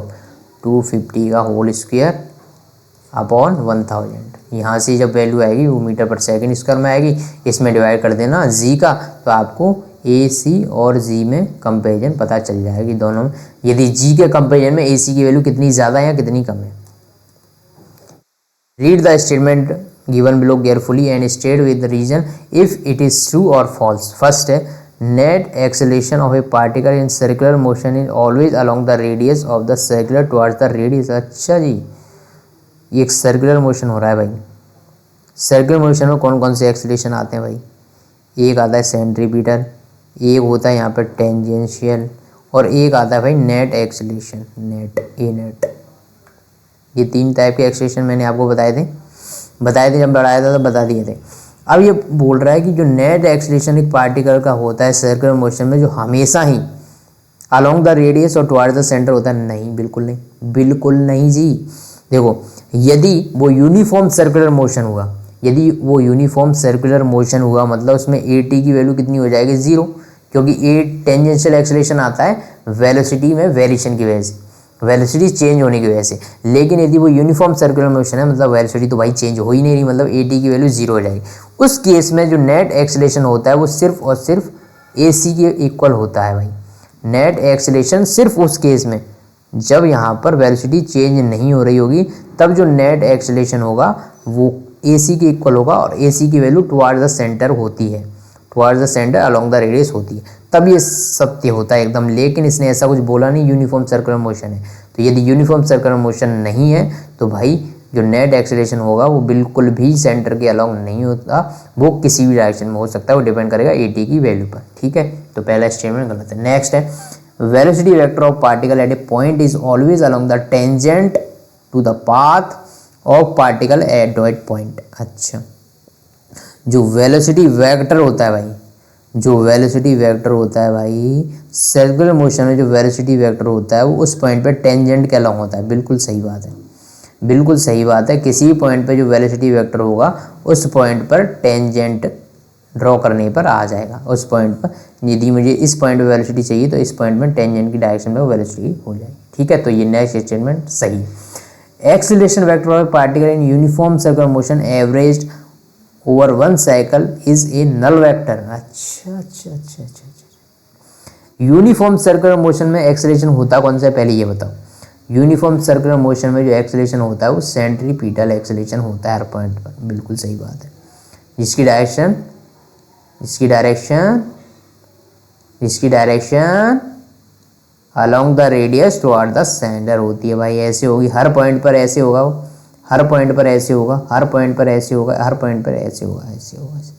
अब मैं आपको एक दूसरा एस्टिमेट देता हूँ जो कि मैंने जब क्लास में सर्कुलर मोशन पढ़ाया था उस टाइम भी बताया था कि जो AC की वैल्यू होती है वो हमेशा AC की जो वैल्यू है, मतलब जो अपना सेंट्रीपिटल एक्सेलरेशन है, क्या वो सेम होता है। एक्सेलरेशन डिफाइन कैसे होता है, डायरेक्शन प्लस मैग्नीट्यूड से। ए सी का मैग्नीट्यूड तो सेम होगा भाई, ए सी का जो मैग्नीट्यूड होता है V square by R, fix है, फिक्स है। लेकिन ए सी की डायरेक्शन हमेशा वेरिएबल है। इस वाले पॉइंट पे ए सी इधर है, इस वाले पॉइंट पे ए सी इधर है, मतलब ए सी की डायरेक्शन हमेशा चेंज हो रही है। मतलब ए सी कांस्टेंट नहीं है भाई, ए सी कांस्टेंट नहीं है। कांस्टेंट किसी भी ऐसी क्वांटिटी जो कि वेक्टर है उसको कांस्टेंट बोलने के लिए आपको बताना होगा कि उसकी डायरेक्शन भी और मैग्नीट्यूड की वैल्यू भी सेम है हर पॉइंट पर। लेकिन एसी के लिए ऐसा नहीं है, एसी का मैग्नीट्यूड भले ही सेम है लेकिन डायरेक्शन हर पॉइंट पर अलग है, मतलब वो कांस्टेंट नहीं होता पहली बार। लेकिन अभी आपसे पूछा है क्या नेट एसी हमेशा जीरो होगा यूनिफॉर्म सर्कुलर मोशन में? क्योंकि सर्कुलर मोशन यूनिफॉर्म है तो टेंजेंशियल एक्सीलरेशन होगा नहीं, यहाँ पे सिर्फ और सिर्फ सेंट्रीपिटल एक्सीलरेशन होगा और वो हमेशा along the radius toward the centre होगा। तो इन सब का नेट सम जब करोगे तो भाई वो जीरो हो जाएगा, क्योंकि इसके ये इधर है, इसके सामने भी एक होगा, तो ये दोनों आपस में एक दूसरे को कैंसिल कर देंगे। ऐसे ये इधर है, इसके सामने भी एक होगा, वो दोनों आपस में कैंसिल कर देंगे। मतलब नेट जो टोटल जो आप इनका एवरेज लोगे ऐड करके वो जीरो हो ही आएगा। नेक्स्ट है position of a particle is given by this. अच्छा, पोजीशन आपको दी गई है भाई, आर जो डिफाइन है वो ऐसे डिफाइन है 3t I cap minus 2t square J cap plus 4k cap. ठीक है, कोई बात नहीं। ये t टाइम है सेकंड में and the coefficient have the proper unit for r to be in metre. अच्छा, जो कोफिशिएंट है वो इस तरह से लिए गए हैं कि r की यूनिट मीटर में आ रही है। ठीक है, find v and a of particle. अच्छा भाई, वेलोसिटी निकालनी होती है तो वो आती है dr/dt से। ठीक है, तो इसका डिफ्रेंशिएट कर दो तो x डायरेक्शन में ये हो जाएगी, y डायरेक्शन में 4t हो जाएगी और z डायरेक्शन में 0 हो जाएगी क्योंकि ये कांस्टेंट है भाई। तो यहाँ से वेलोसिटी की वैल्यू आ रही है 3i माइनस 4t। वेलोसिटी आ गई। अब एक्सेलरेशन निकालना हो तो एक्सेलरेशन होता है dv/dt। तो ये वैल्यू भी 0 हो जाएगी क्योंकि अभी कांस्टेंट बचा, तो 0i माइनस 4g। तो एक्सेलरेशन की वैल्यू आ रही है फाइनली आपकी, एक्सेलरेशन की वैल्यू आ रही है -4 × g। तो एक्सेलरेशन इसका ये है। तो वेलोसिटी आपकी ये थी और acceleration. What is the magnitude and direction of velocity at t = 2 second. t = 2 second पे यदि वेलोसिटी पूछी तो इसमें 2 पुट कर दो, तो 3i माइनस 8g, t की जगह 2 पुट कर दी। ऐसी एक्सेलरेशन में पूछा 2 सेकंड पे, तो एक्सेलरेशन तो टाइम पे डिपेंड कर ही नहीं रहा है, तो एक्सेलरेशन तो हमेशा सेम ही रह रहा है, वो टाइम पे डिपेंड नहीं कर रहा। एक्सेलरेशन की वैल्यू तो यही होगी। ठीक है, ठीक है, ठीक है, ठीक है, ठीक है, ठीक है, ठीक है, समझ गए आप जी? बोलिए जी, समझ गए ना आप? कोई दिक्कत नहीं है। एक्सेलरेशन और वेलोसिटी आपने निकाल दी, इसने किसी टाइम पे पूछ ली तो वो भी निकाल सकते हैं। नेक्स्ट क्वेश्चन है, a particle starts from origin at time = 0 with A velocity of 10। अच्छा, इनिशियली इसकी जो वेलोसिटी है वो इस डायरेक्शन में 10 मीटर पर सेकेंड है। ठीक है, कोई दिक्कत नहीं। Initially move in XY plane with a constant acceleration, मतलब u की वैल्यू आपको दे रखी है। इनिशियल मतलब ये 10 से, ये इनिशियल वेलोसिटी है, टाइम = 0 पे u है, XY प्लेन में चल रहा है विद ए कांस्टेंट एक्सेलरेशन। जी बोलिए जी, एक्सेलरेशन कांस्टेंट है इसका 8i + 2j। कांस्टेंट कैसे? क्योंकि ये टाइम पे डिपेंड नहीं कर रहा ना यार, टाइम पे डिपेंड नहीं कर रहा है, इसकी वैल्यू कांस्टेंट है भाई। ये वेक्टर है, बिल्कुल वेक्टर होगा, एक्सेलरेशन वेक्टर ही होता है, वेक्टर फॉर्म में दे रखा है क्योंकि XY प्लेन में चल रहा था। अभी जब लास्ट चैप्टर जब पढ़ा था motion in the straight line, उसमें जो एक्सेलरेशन डिफाइन था, जब एक्सेलरेशन जो आ रहा था 10 मीटर पर सेकंड, 5 मीटर पर सेकंड ऐसे आ रहा था क्योंकि वो एक ही डायरेक्शन में था। लेकिन यहाँ पर जो मोशन हो रहा है वो 2 डायरेक्शन में, x में भी y में भी, तो इसलिए i और j कंपोनेंट आ रहे हैं, लेकिन वैल्यू तो कांस्टेंट है, अभी भी टाइम पे डिपेंड नहीं कर रही, मतलब कांस्टेंट है। ये पूछ रहा है at what time is the x coordinate of particle 16 metre. किस टाइम पे उस पार्टिकल का x कोऑर्डिनेट 16 मीटर होगा। x कोऑर्डिनेट मतलब इसने पोजीशन वेक्टर की बात करी भाई, पोजीशन वेक्टर की बात करी है, किस टाइम पर इसका पोजीशन वेक्टर। तो पहले पोजीशन निकालनी तो पड़ेगी भाई। तो आप एक बात बताओ, आपको डिस्प्लेसमेंट, पोजीशन मतलब डिस्प्लेसमेंट वेक्टर निकालते हैं। यदि डिस्प्लेसमेंट वेक्टर आपको निकालना हो जिसमें एक्सेलरेशन कांस्टेंट हो, तो बताओ कैसे निकालोगे। एक्सेलरेशन कांस्टेंट के लिए मेरे पास 3 इक्वेशन है भाई, 3 इक्वेशन याद है ना आपको, v = u + at, s = ut + ½ at² and v² = u² + 2s। तो यहाँ पर क्या मैं सेकंड इक्वेशन लगा सकता हूँ, s की जगह r लिख दूँ पोजीशन वेक्टर, जिसने पोजीशन वेक्टर पूछा है तो मैं r लिख देता हूँ। s = ut, u मतलब इनिशियल वेलोसिटी जो कितनी है 10 से, t + ½ a ए मतलब एक्सेलरेशन ए टाई प्लस इंटू टी स्क्वायर। समझ गए समझ गए समझ गए समझ गए समझ गए। यहाँ से पोजीशन वेक्टर की जो वैल्यू आई 10j t प्लस 2 को इधर मल्टीप्लाई कर देता हूँ तो ये हो जाएगा 4t समझ रहे हो ना मैं कैसे लिखता जा रहा हूँ, प्लस t²j। क्या ये बात आपकी समझ में बैठ गई या नहीं, पहले मुझे ये बताओ, पहले मुझे बताओ ये बात आपकी समझ में बैठ गई या नहीं। देखो ए टाई प्लस 2j ये था और 10j यू की वैल्यू थी ये थी, तो U T plus half A T square, you की जगह ये वैल्यू टी प्लस हाफ ए इंटू टी स्क्वायर। तो यहाँ से देखो, यहाँ से मैंने 2 को अंदर ले जाके डिवाइड कर दिया तो 2 4 जा 8, तो ये 4t² आई कैप प्लस t² जे कैप। तो यहाँ से जो आर वेक्टर अपना आया, जो अपना आर वेक्टर आया वो कितना आया 4t² आई कैप प्लस जे कैप निकालना है आपको, तो ये 10t प्लस t² जे कैप। क्या ये बात आपको समझ आई? इसकी पोजीशन वेक्टर की वैल्यू ये है। मैंने आई वाली टर्म को अलग लिख दिया, तो आई वाली सिर्फ एक टर्म थी और जे वाली को अलग दी, तो दोनों को ऐड करके लिख दी, कोई दिक्कत नहीं आनी चाहिए आपको। अब ये पूछ रहा है कि किस टाइम पर इसका एक्स कंपोनेंट है वो 16 मीटर है। तो भाई इसका एक्स कंपोनेंट है कितना, इस पोजीशन वेक्टर को देख के बताओ मुझे, इसका एक्स कंपोनेंट जी है कितना जी। तो इसका जो एक्स कंपोनेंट है वो 4t², वो कब 16 होगा, तो भाई ये वैल्यू 16 पुट करनी है। तो यहाँ से ये 4 आ गई, टी की वैल्यू प्लस -2, क्योंकि टाइम है तो पॉजिटिव लेना है, तो 2 सेकेंड आंसर हो गया। अब ये पूछ रहा है इस टाइम पर इसका वाई कोऑर्डिनेट कितना है, तो कोई दिक्कत नहीं, वाई कोऑर्डिनेट है कितना है इसका 10t प्लस t²। बस टी की जगह इसमें 2 सेकेंड पुट कर दो, तो टी की जगह 2 सेकेंड पुट करने पे जो वैल्यू आएगी वो 24 मीटर आ रही, तो वाई कोऑर्डिनेट इस टाइम पे 24 मीटर है, कोई दिक्कत। What is the speed of particle at that time, मतलब t = 2 सेकेंड पे इसकी स्पीड भी पूछ ली, तो भाई स्पीड निकालोगे कैसे, स्पीड निकालोगे कैसे, यदि पोजीशन वेक्टर बताएं तो वेलोसिटी कैसे निकालते हैं। देखो मैं अभी बताता हूँ आपको तरीका। वेलोसिटी होती है भाई dr/dt, इसका कर दो डिफ्रेंशिएशन, तो ये हो जाएगा 8t आई कैप प्लस इसका डिफ्रेंशिएशन हो जाएगा 10 + 2t जे कैप। टी की जगह 2 पुट कर दो, तो ये 16 i cap plus plus plus plus plus plus t², ये पुट कर दो 4 + 10 जी कैप, तो ये वैल्यू आ जाएगी 16 i cap plus 14 J cap.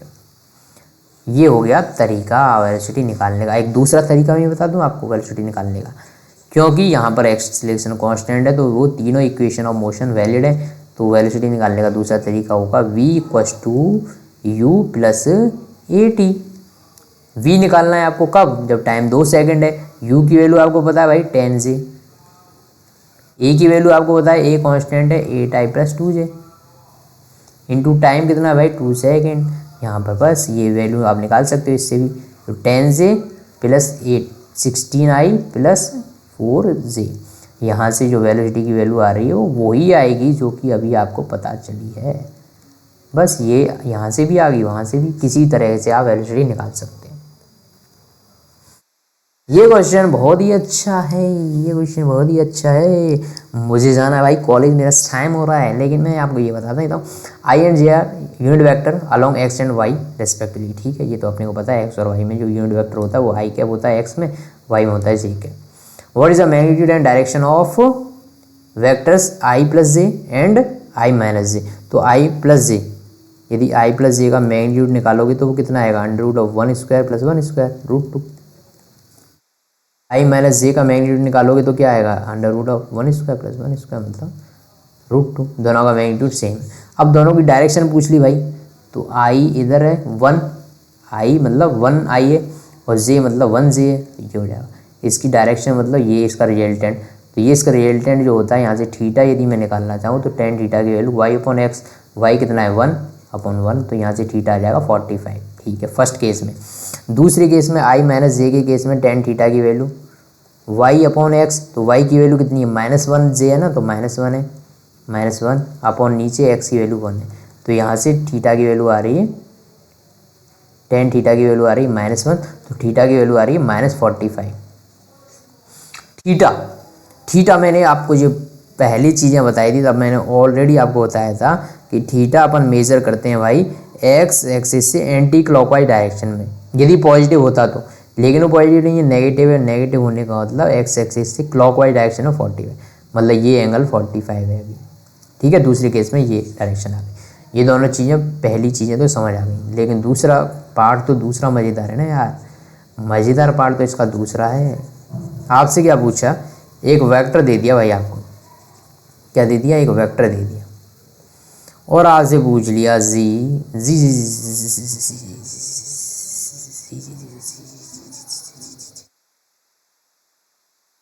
What are the component of vector, ये वाला वेक्टर भाई देखो, ये आई प्लस जे वेक्टर कुछ इस तरह से है, ये वेक्टर है आई प्लस जे, ठीक है। आपसे आपको दे दिया ये वेक्टर 2i प्लस 3j, ये कहीं यहीं पर होगा भाई, कहीं यहाँ पर होगा 2i प्लस 3j, ये कहीं यहाँ पर होगा।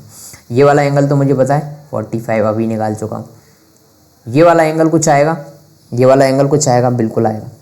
अब आपसे पूछा क्या, ये मैं मान लेता हूँ ये थीटा डैश है, ये वाला एंगल थीटा डैश है, मुझे पूछा इस वाले वेक्टर के component along the i plus j and i minus j, आपको इस वाले वेक्टर के कंपोनेंट निकालने आई प्लस जे की डायरेक्शन में और आई माइनस जे की डायरेक्शन में। भाई ये तो बड़ा मज़ेदार क्वेश्चन हो गया, तो बड़ा मज़ेदार क्वेश्चन हो गया।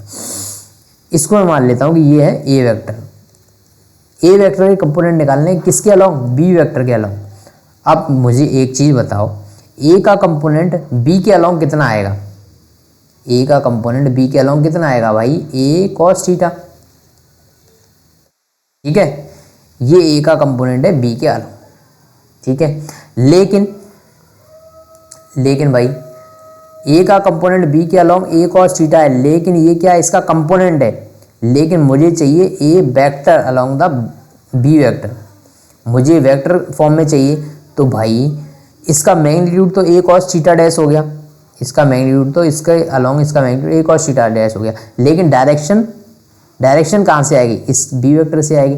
भाई डायरेक्शन यदि बी वेक्टर से आएगा मतलब बी वेक्टर के अलोंग अपने को लेना है एक यूनिट वेक्टर, तो मैं इसको ले लेता हूँ ए कॉस थीटा और ये बी यूनिट वेक्टर होता है B vector upon magnitude of B. समझ गए आप, समझ गए जी, समझ गए। देखो ए वेक्टर मुझे निकालना है किसके अलोंग, आई प्लस जे के अलोंग और आई माइनस जे के अलोंग, तो मैंने आई प्लस जे आई माइनस जे को ना लेके मैंने उसको बी मान लिया और जो अपना वेक्टर है उसको ए मान लिया। तो किसी भी वेक्टर का कंपोनेंट किसी दूसरे वेक्टर के अलोंग चाहिए तो आप उसका कॉस थीटा लेते हो, जैसे कि यार ये मेरा ए है, ठीक है, ये थीटा है, इसकी वैल्यू 2 है, तो इसका कंपोनेंट यदि इसके अलोंग लेना हो तो 2 कॉस थीटा आएगा, यह बात आपको पता है। ऐसे ही इसका ए का कंपोनेंट बी के अलोंग लेना है तो ए कॉस थीटा डैश, लेकिन ये इसका मैग्नीट्यूड होगा, डायरेक्शन कौन सी वाली आएगी, डायरेक्शन कौन सी लेनी है आपको, इसने दे रखा है किस डायरेक्शन में निकालना है, आई प्लस जे की डायरेक्शन में और आई माइनस जे की डायरेक्शन में, और डायरेक्शन डिफाइन होती है यूनिट वेक्टर से, तो आप बी डायरेक्शन का यूनिट वेक्टर ले लो तो आपको डायरेक्शन मिल जाएगी और ये टोटल आपको ए का कंपोनेंट मिल जाएगा बी की डायरेक्शन में मिल गया, ठीक है। मैं क्या करता हूँ, नीचे एक बी वेक्टर से मल्टीप्लाई कर देता हूँ, ऐसे ही ऊपर बी के मैग्नीट्यूड से मल्टीप्लाई कर दिया, ऊपर नीचे कर सकता हूँ कोई दिक्कत नहीं। तो यहाँ से ए कॉस थीटा में जब ले रहा हूँ तो ए का मैग्नीट्यूड है, यहाँ पर ए कॉस थीटा में ले रहा हूँ तो ए का मैग्नीट्यूड है भाई, ए का मैग्नीट्यूड, मैं बी के मैग्नीट्यूड इसको भी अंदर ले आता हूँ, तो ये बी का मैग्नीट्यूड कॉस थीटा अपॉन नीचे बी के मैग्नीट्यूड का होल स्क्वायर आ गया multiplied by B vector. Mod A mod B cos theta, ये होता क्या है, ए डॉट बी होता है कि नहीं होता, mod A mod B cos theta A dot B होता है ना, ए डॉट बी डिफाइन होता है mod A mod B cos theta, यहाँ से नीचे आया मॉड बी का स्क्वायर इंटू बी वेक्टर। तो यदि मुझे मुझे एक जनरलाइज फॉर्मूला मिल गया भाई, अब तक नहीं लिखा हुआ आपने लिख लेना, अभी तक मुझे मिल गया इसका जनरलाइज फॉर्मूला, और वो क्या है जी, वो ये है कुछ इस तरह से है जी, कुछ इस तरह से बातें करता हूँ, कुछ इस तरह की बातें करता हूँ। अब मुझे निकालना है ए का कंपोनेंट आई प्लस जे के अलावा। तो यहाँ पर ए वेक्टर कौन सा है अपना 2i प्लस 3j। यहाँ पर बी वेक्टर कौन सा हो गया आई प्लस जे। अब मुझे ए का कंपोनेंट बी के अलावा निकालना है, तो पहले ए डॉट बी करो, मतलब 2i plus 3j dot I plus J upon B vector के मैग्नीट्यूड का होल स्क्वायर। तो बी वेक्टर कौन सा है अपना आई प्लस जे, इसका मैग्नीट्यूड कितना हो जाएगा √2, अभी निकाला था तो √2 का whole square into B vector लिखो भाई, बी वेक्टर है कितना, बी वेक्टर कितना है भाई आई प्लस जे। बस यही इसका फाइनल आंसर है। इसका डॉट प्रोडक्ट निकाल सकते हो ना, डॉट प्रोडक्ट होता है आएगा इसका 2 + 3 अपॉन नीचे हो जाएगा 2 × आई प्लस जे। तो यहाँ से जो आंसर आएगा 5/2 आई प्लस जे। बस यही इसका आंसर है। ऐसे ही ए का आपको निकालना है भाई, इसको लिखे रखते हैं vector A dot vector B. अच्छा, ए का कंपोनेंट निकालना आई माइनस जे के अलाउ, तो आपको क्या करना पड़ेगा 2i plus 3j dot i minus j, क्योंकि अभी अपना बी हो गया आई माइनस जे। इसका मैग्नीट्यूड का स्क्वायर, मैग्नीट्यूड था इसका भी √2 था अभी निकाला था, इनटू बी वेक्टर तो आई माइनस जे कर देना। तो ये हो जाएगा ए का कंपोनेंट अलोंग आई माइनस जे। बस काम खत्म। या इस तरह से आप दोनों निकाल सकते हैं। बस ये फॉर्मूला आप याद रखना कि यदि ए वेक्टर है उसका कंपोनेंट निकालना हो यदि आपको बी वेक्टर के अलोंग, तो आपको क्या करना है ए डॉट बी करना है, बी वेक्टर के मैग्नीट्यूड का स्क्वायर करना है मल्टीप्लाइड बाई, ये क्रॉस प्रोडक्ट नहीं है नॉर्मल मल्टीप्लाइड, मैंने लगा दिया साइन, नॉर्मल मल्टीप्लाई का साइन है ये, क्रॉस प्रोडक्ट मत समझना है इसके, बी वेक्टर से मल्टीप्लाई कर देना। और यदि ए वेक्टर का कंपोनेंट निकालना है बी वेक्टर के अलोंग, तो आपको क्या करना है A dot B, dot product लेना है ए और बी का, नीचे बी के मैग्नीट्यूड का इसका, बी कौन सा है जिसके अलोंग, जिस डायरेक्शन के अलोंग आपको निकालना है। ए वेक्टर वो वेक्टर है जिसका कंपोनेंट निकालना है, और बी वेक्टर वो वेक्टर है जिसके अलोंग निकालना है। समझ गए? तो जिसके अलोंग निकालना है उसका स्क्वायर नीचे लिख देना, और जिसके अलावा निकालना है वो वेक्टर डायरेक्टली मल्टीप्लाई कर देना, आपका आंसर आ जाएगा। नेक्स्ट क्वेश्चन आपके सामने कुछ आपकी कंप्यूटर स्क्रीन पर ये है, और 9 बज चुकी हैं, मुझे कॉलेज जाना है। लास्ट ये क्वेश्चन करा दूँ क्या कहता हूँ। वी एवरेज है VT1 प्लस, अरे ये तो वी एवरेज का कोई फॉर्मूला नहीं है। वी एवरेज का फॉर्मूला होता है total displacement upon total time, या फिर इसको डिफाइन कर सकते हैं S2 minus S1 upon T2 minus T1। S2 क्या है final displacement minus initial displacement upon time कितना लग रहा है। तो मतलब पहला वाला तो गलत है, ये कोई फॉर्मूला है ही नहीं। दूसरा सही है, क्योंकि VT2 मतलब टाइम T2 पर डिस्प्लेसमेंट S2 मान लेता हूँ, क्योंकि V को जब मैंने डिफाइन किया था तो ये बताया था x2 minus x1 upon T2 minus T1। x2 मतलब फाइनल डिस्प्लेसमेंट, x मतलब इनिशियल डिस्प्लेसमेंट अपॉन टाइम, तो नेक्स्ट सही है, हमेशा सही है। V equals to U plus AT, V equals to U plus AT यही लिखा है ना ये। VT मतलब टाइम T पर वेलोसिटी, मतलब कुछ टाइम के बाद वेलोसिटी।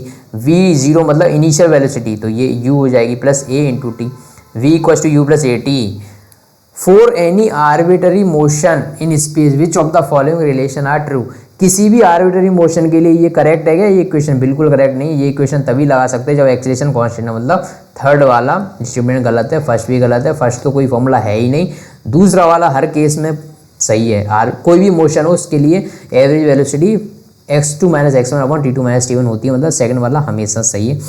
फोर्थ स्टेटमेंट है देखो, SRT मतलब RT मतलब किसी टाइम t पर डिस्प्लेसमेंट, तो इसको मान लेता हूँ S इक्वल्स टू R0 मतलब किसी इनिशियल टाइम पे डिस्प्लेसमेंट, तो ये हो जाएगा, ये UT मैंने अभी आपको बताया था प्लस हाफ AT स्क्वायर, तो S2 माइनस S1 इधर आ जाएगा, S2 minus S1 UT plus half AT square.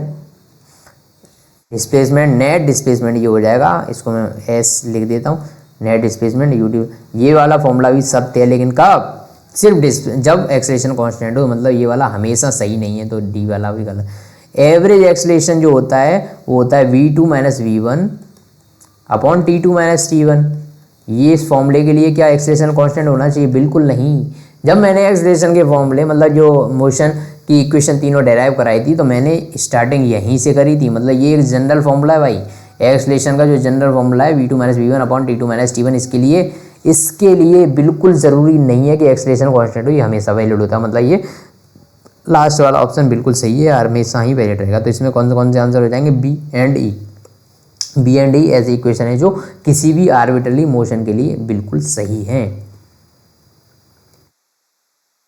हाँ, next question, read each statement below carefully and state with reason and example if it is true और false. A scalar quantity is one that. हाँ, एक scalar quantity वो होती है जो हमेशा conserved रहती है। बिल्कुल गलत है भाई, कंजर्व नहीं रहती है भाई। कोई दो स्केलर क्वांटिटी है भाई, जैसे एक टेम्परेचर है, किसी लिक्विड का टेम्परेचर 10 डिग्री सेंटीग्रेड है, दूसरी लिक्विड का टेम्परेचर 20 डिग्री सेंटीग्रेड है, दोनों लिक्विड को मिक्स कर दिया, तो क्या ये इंडिविजुअली अपने कंजर्व रख पाएंगे टेम्परेचर को? नहीं, जो फाइनल टेम्परेचर होगा कुछ अलग ही आएगा, इन दोनों के बीच में आएगा कुछ, मैं मान लेता हूँ 15 डिग्री आ गया, मतलब कंजर्व नहीं है पाए। दूसरा एग्जाम्पल, एक न्यूक्लियर रिएक्शन होती है। जब न्यूक्लियर रिएक्शन होती है तो इनिशियली मास कुछ अलग होता है और फाइनल मास कुछ अलग होता है, मतलब मास चेंज हो जाता है, वहाँ पे मास कंजर्व नहीं होता। लेकिन जनरली इक्वेशंस जो होती हैं, जनरली जो भी केमिकल इक्वेशन हो रही होती हैं, केमिकल रिएक्शन हो रही होती है, उनमें मास कंजर्व रहता है।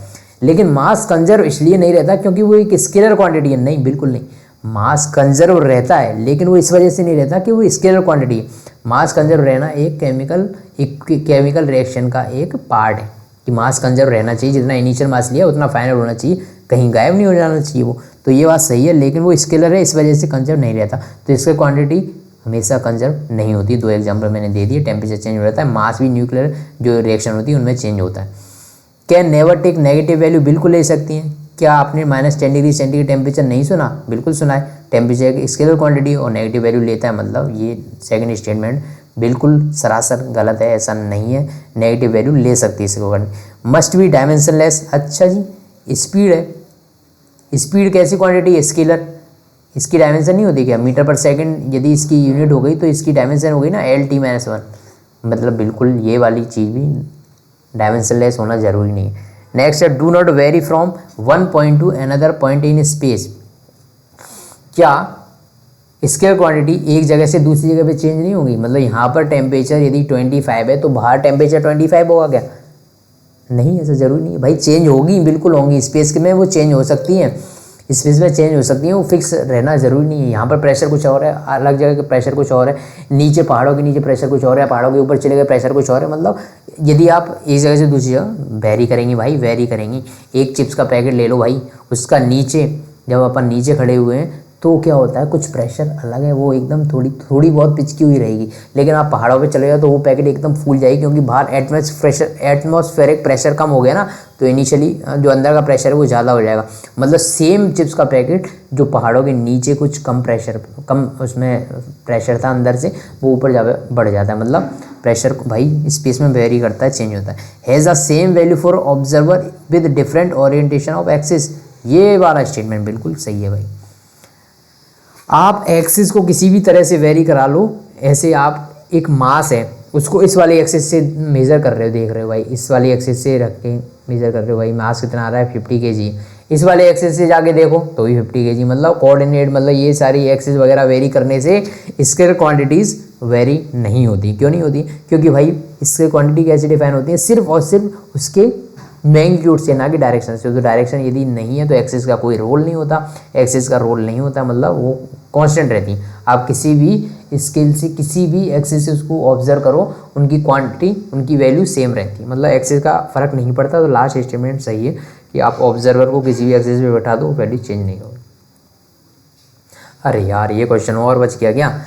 Aircraft flying at a height of 34 metre above the ground. अच्छा ठीक है भाई, एक एयरक्राफ्ट है वो यहाँ से ग्राउंड से 3400 मीटर ऊपर उड़ रहा है भाई, ठीक है, कोई दिक्कत नहीं। If angle subtended eight ground observation point by aircraft position 10 second is, अच्छा यहाँ से पॉइंट ए से लेके पॉइंट बी तक जाने में इसको 10 सेकेंड का टाइम लगा, और इस 10 सेकेंड में इसने जो ग्राउंड पे एंगल सब्सटेंड किया भाई, वो किया कितना अपना 30 डिग्री। ठीक है, मान लेता हूँ। What is the speed of aircraft? Aircraft की स्पीड बतानी है, तो जो स्पीड होती है भाई, स्पीड होती है डिस्टेंस अपॉन टाइम।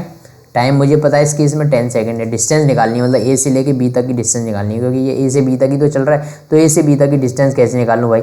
मुझे ये वाली चीज़ पता है, यदि ये वाली चीज़ पता है तो मैं इस वाले पॉइंट से यहाँ पर एक परपेंडिकुलर डाल देता हूँ और ये एंगल बाइसेक्टर डाल देता हूँ। यहाँ से 15, ये 15, हालांकि ये वाला ज़्यादा लग रहा है, लेकिन मान लो यार, मान लो ये एकदम ऐसे बीच से निकल रहा है। अरे ये दो दो बन गए। ये कुछ ऐसा मैंने एंगल बाइसेक्टर बनाया है, इधर भी 15, इधर भी 15। ये वैल्यू है 3400, तो ये वाली वैल्यू है 3400 भाई, ये 3400 हो गई। ये 15 डिग्री है, तो ये मुझे निकालना है, इसको मैं मान लेता हूँ सी। तो सी भी निकालना है, तो भाई सी भी कैसे निकालोगे? 10 15 की वैल्यू कितनी हो जाएगी? सी बी अपॉन, इसको मान लेता हूँ D, C B upon C D. तो सी बी की वैल्यू कितनी आ जाएगी? सी डी मतलब 3400 इंटू 10 15। दूसरी वाली साइड मतलब ए सी की वैल्यू भी यही आएगी, ए सी की वैल्यू भी यही आएगी सेम। ए सी की वैल्यू यदि यही आएगी तो टोटल ए बी कितना हो जाएगा? 2 टाइम्स ऑफ 3400 इंटू 10 15। बस ये ए बी की वैल्यू आ गई, ए बी की वैल्यू यहाँ पे पुट कर देना, ए बी अपॉन टाइम कर दोगे तो स्पीड की वैल्यू आ जाएगी। अरे यार ये क्वेश्चन होने का नाम क्यों नहीं ले रहे? आई थिंक मुझे लगता है ये वाली चीज़ तो आपके यहाँ पर आपके क्वेश्चन लास्ट हो चुके हैं भाई, यही लास्ट क्वेश्चन है। वो जो क्वेश्चन अभी मैं आपको दिखा रहा था वो मुझे लगता है पुरानी एनसीईआरटी का पार्ट था, और वैसे ही मेरे पास टाइम कम है। मैं वापस जब मैं अभी नीट वाले क्वेश्चन जब आपके लिए अपलोड करूँगा तो वो 2 क्वेश्चन भी आपके लिए डाल दूँगा। एक्स्ट्रा क्वेश्चन है, लेकिन वो एनसीईआरटी में आपको नहीं मिलेंगे, यहाँ तक क्वेश्चन आपको मिल जाएंगे। बीच में 1-2 क्वेश्चन और मैंने एक्स्ट्रा करा दी जो कि एनसीईआरटी में नहीं है। तो थैंक यू सो मच। अभी मुझे जाना ही होगा। ठीक है, ठीक है, ठीक है, ठीक है, ठीक है, ठीक है, मुझे जाना ही होगा जी, जाना ही होगा, जाना ही होगा, जाना ही होगा। Thank you. अरे बंद हो जा भाई, बंद हो जा मेरे प्यारे भाई।